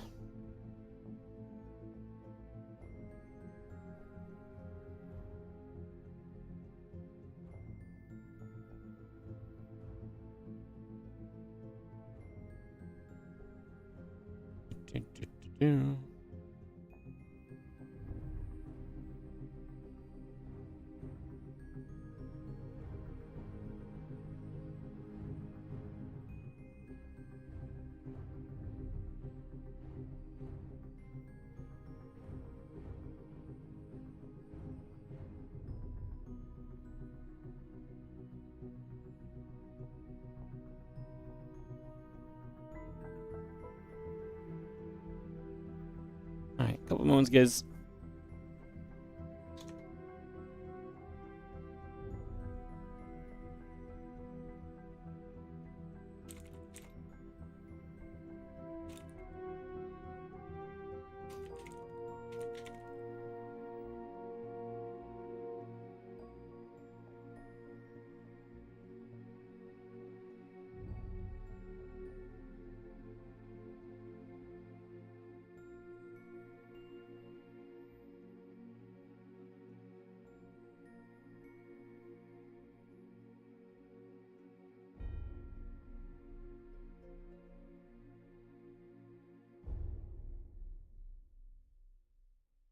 Alright, go gets cold, so we're finally going to be able to go. This off.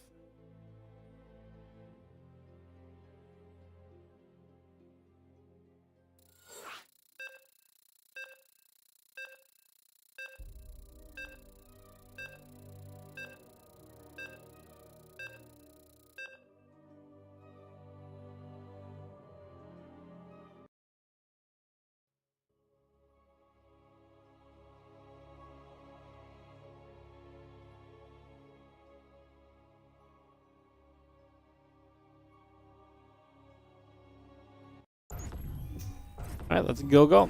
Let's head into this game 3 that we've obviously just been waiting a little bit on. Arctic Flowers for this last map. We haven't not seen this map a lot. In one of the lesser played ones. No ramp into the natural obviously makes it maybe kind of possibly aggressive in those early stages. Showtime and laser in the top right, while it will be on the other side. Lambo and Goblin in the red and the orange. Let's see what they want to do. What's the hat that's on the Carbot Marine? It's a Reaver. Yeah, it's a Reaver hat. It's a Brood War unit. I don't know what Reaver looks like either. I just know what it is.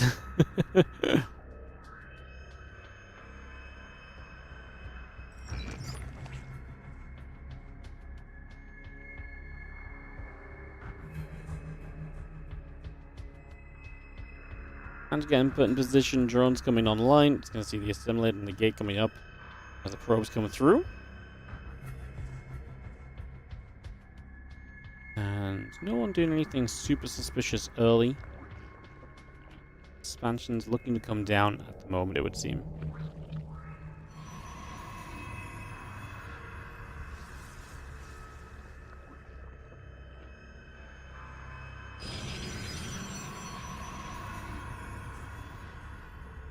Probe chases another probe. That's going to be seeing the cyber core coming up, the gateway and the pylon coming online, hatching the pool, getting going as well. So far so good. As you have the little bit of back and forth taking place.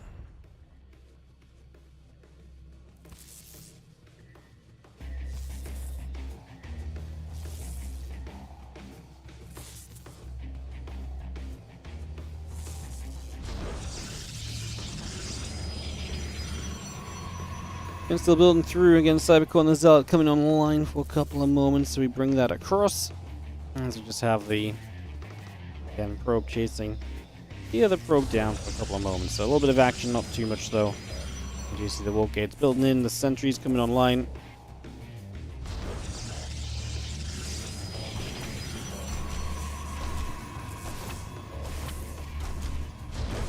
Seeing that Cybernetics core coming into play once again.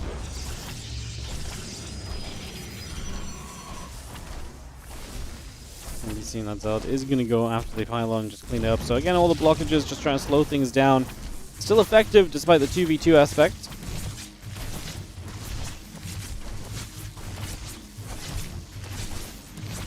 Just have the Queen. I mean, the Cybercore actually blocks for a very long time, so big annoyance. Cybercore on the other side doing the exact same thing, so everyone is blocking each other.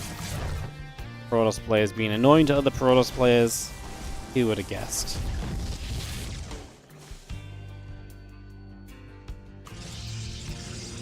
It's going down, the Lings and the Ling speed coming up. The hallucination still moving about.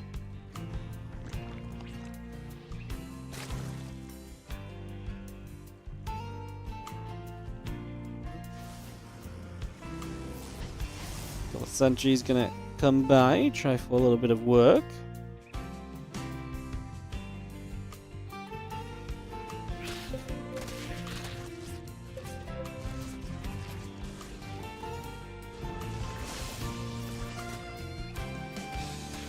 Let's see, there's a couple of Lings going to hit that hatchery. So damage being done, 9 drones on the way. The Roach run about to finish. See if those Lings try and get back onto the hatch again as the Twilight Council will finish very shortly. Gateway coming up. Next is about to complete.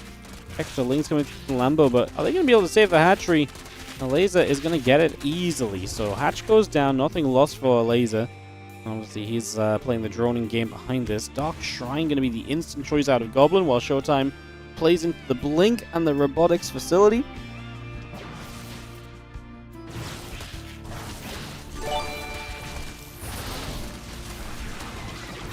Yeah, what's up, Najib? How you doing? Thank you so much for the 7-month resub on the Prime. Appreciate it. Thank you so much.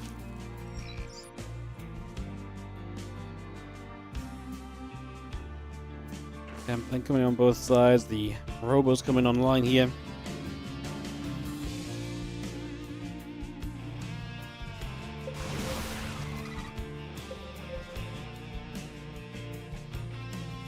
This action is going to be super important for the men against DTs.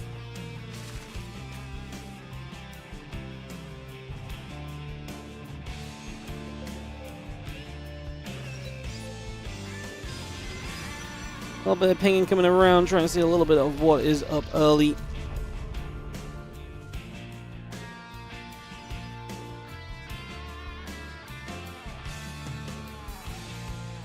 This thing's going to get back down the bottom. Obviously not finding too much on the other side. Look, a couple of them got left behind for some drones. Roger's already popping out here on the side of a laser. Lambo building Roger's too. Also going to bang this, whereas the laser's just going to go +1 missiles and the Roach speed. Obviously Goblin going to go Blink of his own, but will be later because he's invested into the Dark Templar initially as well.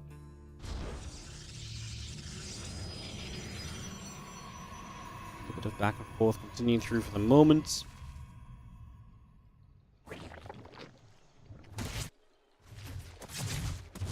Lings coming about.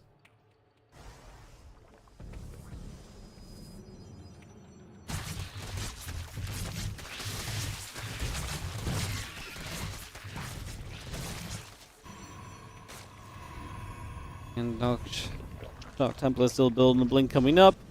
Everything continuing through for the moment here.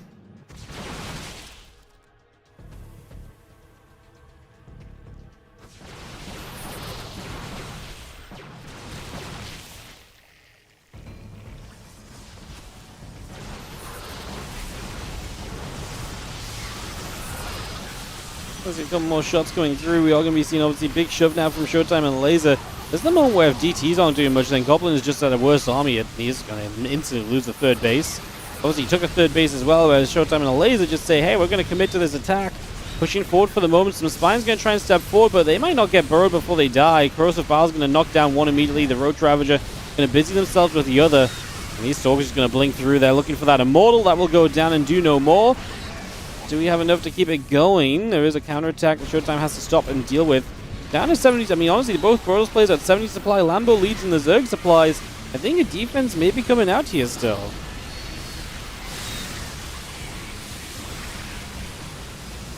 I see a few more units warping in as Showtime tries to keep the pressure up. Obviously, using the blinks and aggressively took away some of the efficiency he might have been able to find on those units otherwise.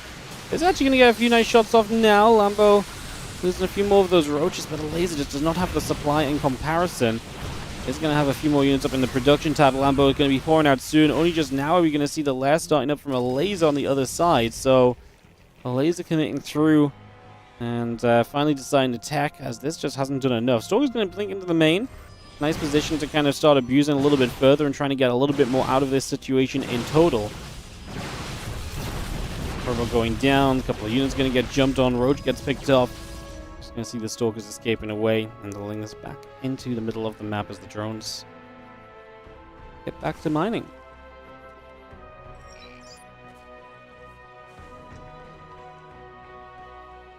Game settles. I think Lambo and Goblin pull off a defense that they're going to be happy with. Lambo especially in a great tech position compared to a Laser currently, who still has to get the lair and then obviously, do all the things from there. But Time tries to make something happen here with these few Stalkers. Obviously, Goblin just out of position, so he's not able to help out just yet. But once he catches up, it's actually looking like trouble. These Stalkers start to blink away, but now they're being chased down by two armies, Zerg and Protoss. And I think Showtime and the Laser in a spot of bother as Goblin and Lambo coming through. Goblin needed this win hard, man. He was really struggling toward the bottom of this group. And a win here would be massive for one, and pulling it back in that game 2 as well, which was a really crazy game as we saw. Absolute mayhem. Stalkers up on the other side. Overlord goes down.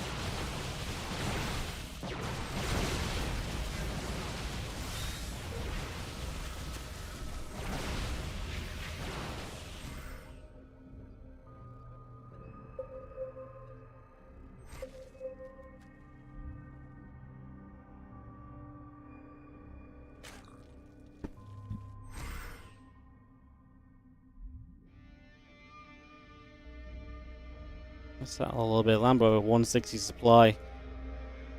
And Goblin a bit ahead, about 10 supply on Showtime as well. And you see upgrades obviously going through from Goblin, getting that +1. Showtime going to add his own Dark Shrine, which obviously can be a turning point, so maybe some Dark Templar can come across and do something for themselves.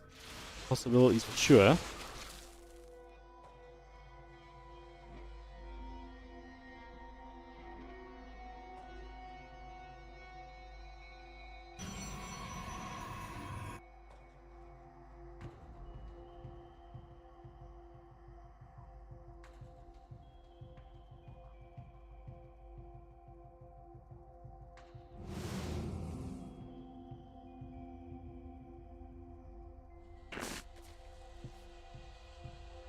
Overall speed finishing up from a laser. Maybe give you some opportunity or something. I'm not sure if there's going to be anything we can really do, to be honest. As we sell.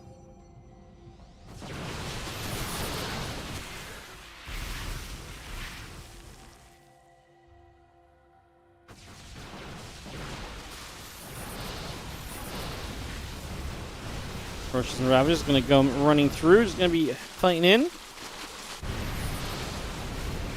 Well, piles coming down. Battery going to get picked away at. We are going to be seeing, obviously, these are the two kind of supply leaders in the game just bullying the other team now. Their attack did not work, and so now they get to come in and have their revenge.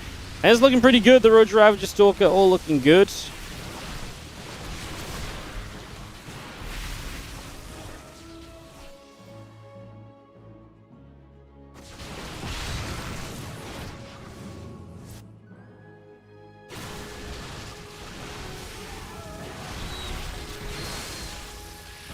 Corrosive vials coming down, shots coming back the other way.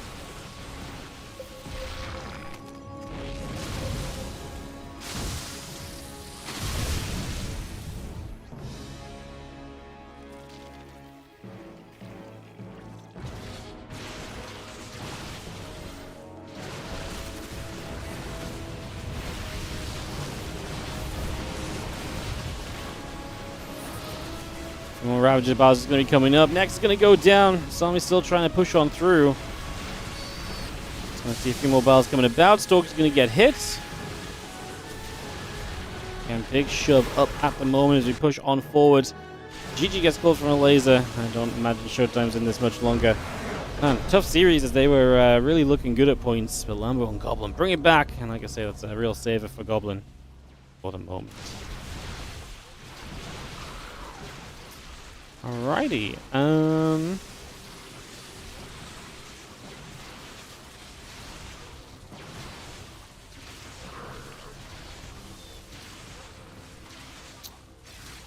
cool. 1 second, guys.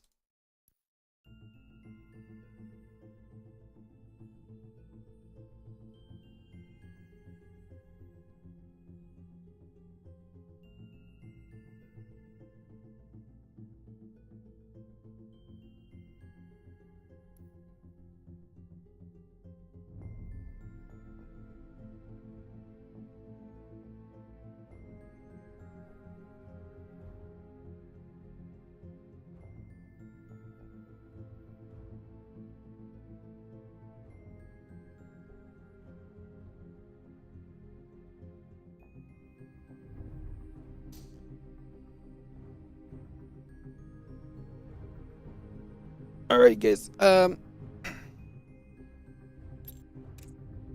think that's going to be it for us today. I'm going to call it that. I think Mark's going to cover the other couple matches that I was going to cover anyway, so I'll send you over to him.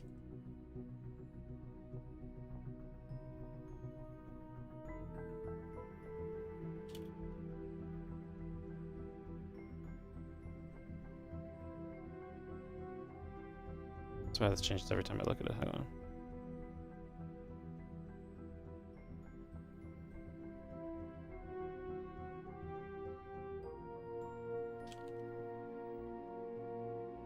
Cool. I'm going to send you guys over to UTHERMAL. I'll see you guys tomorrow for more 2v2. We'll be back with Group A and B again. We should be able to do the whole day tomorrow. So, yeah. Alright guys, thanks so much for watching. I'll see you guys later. Set of ads and I'll host you guys over to UTHERMAL.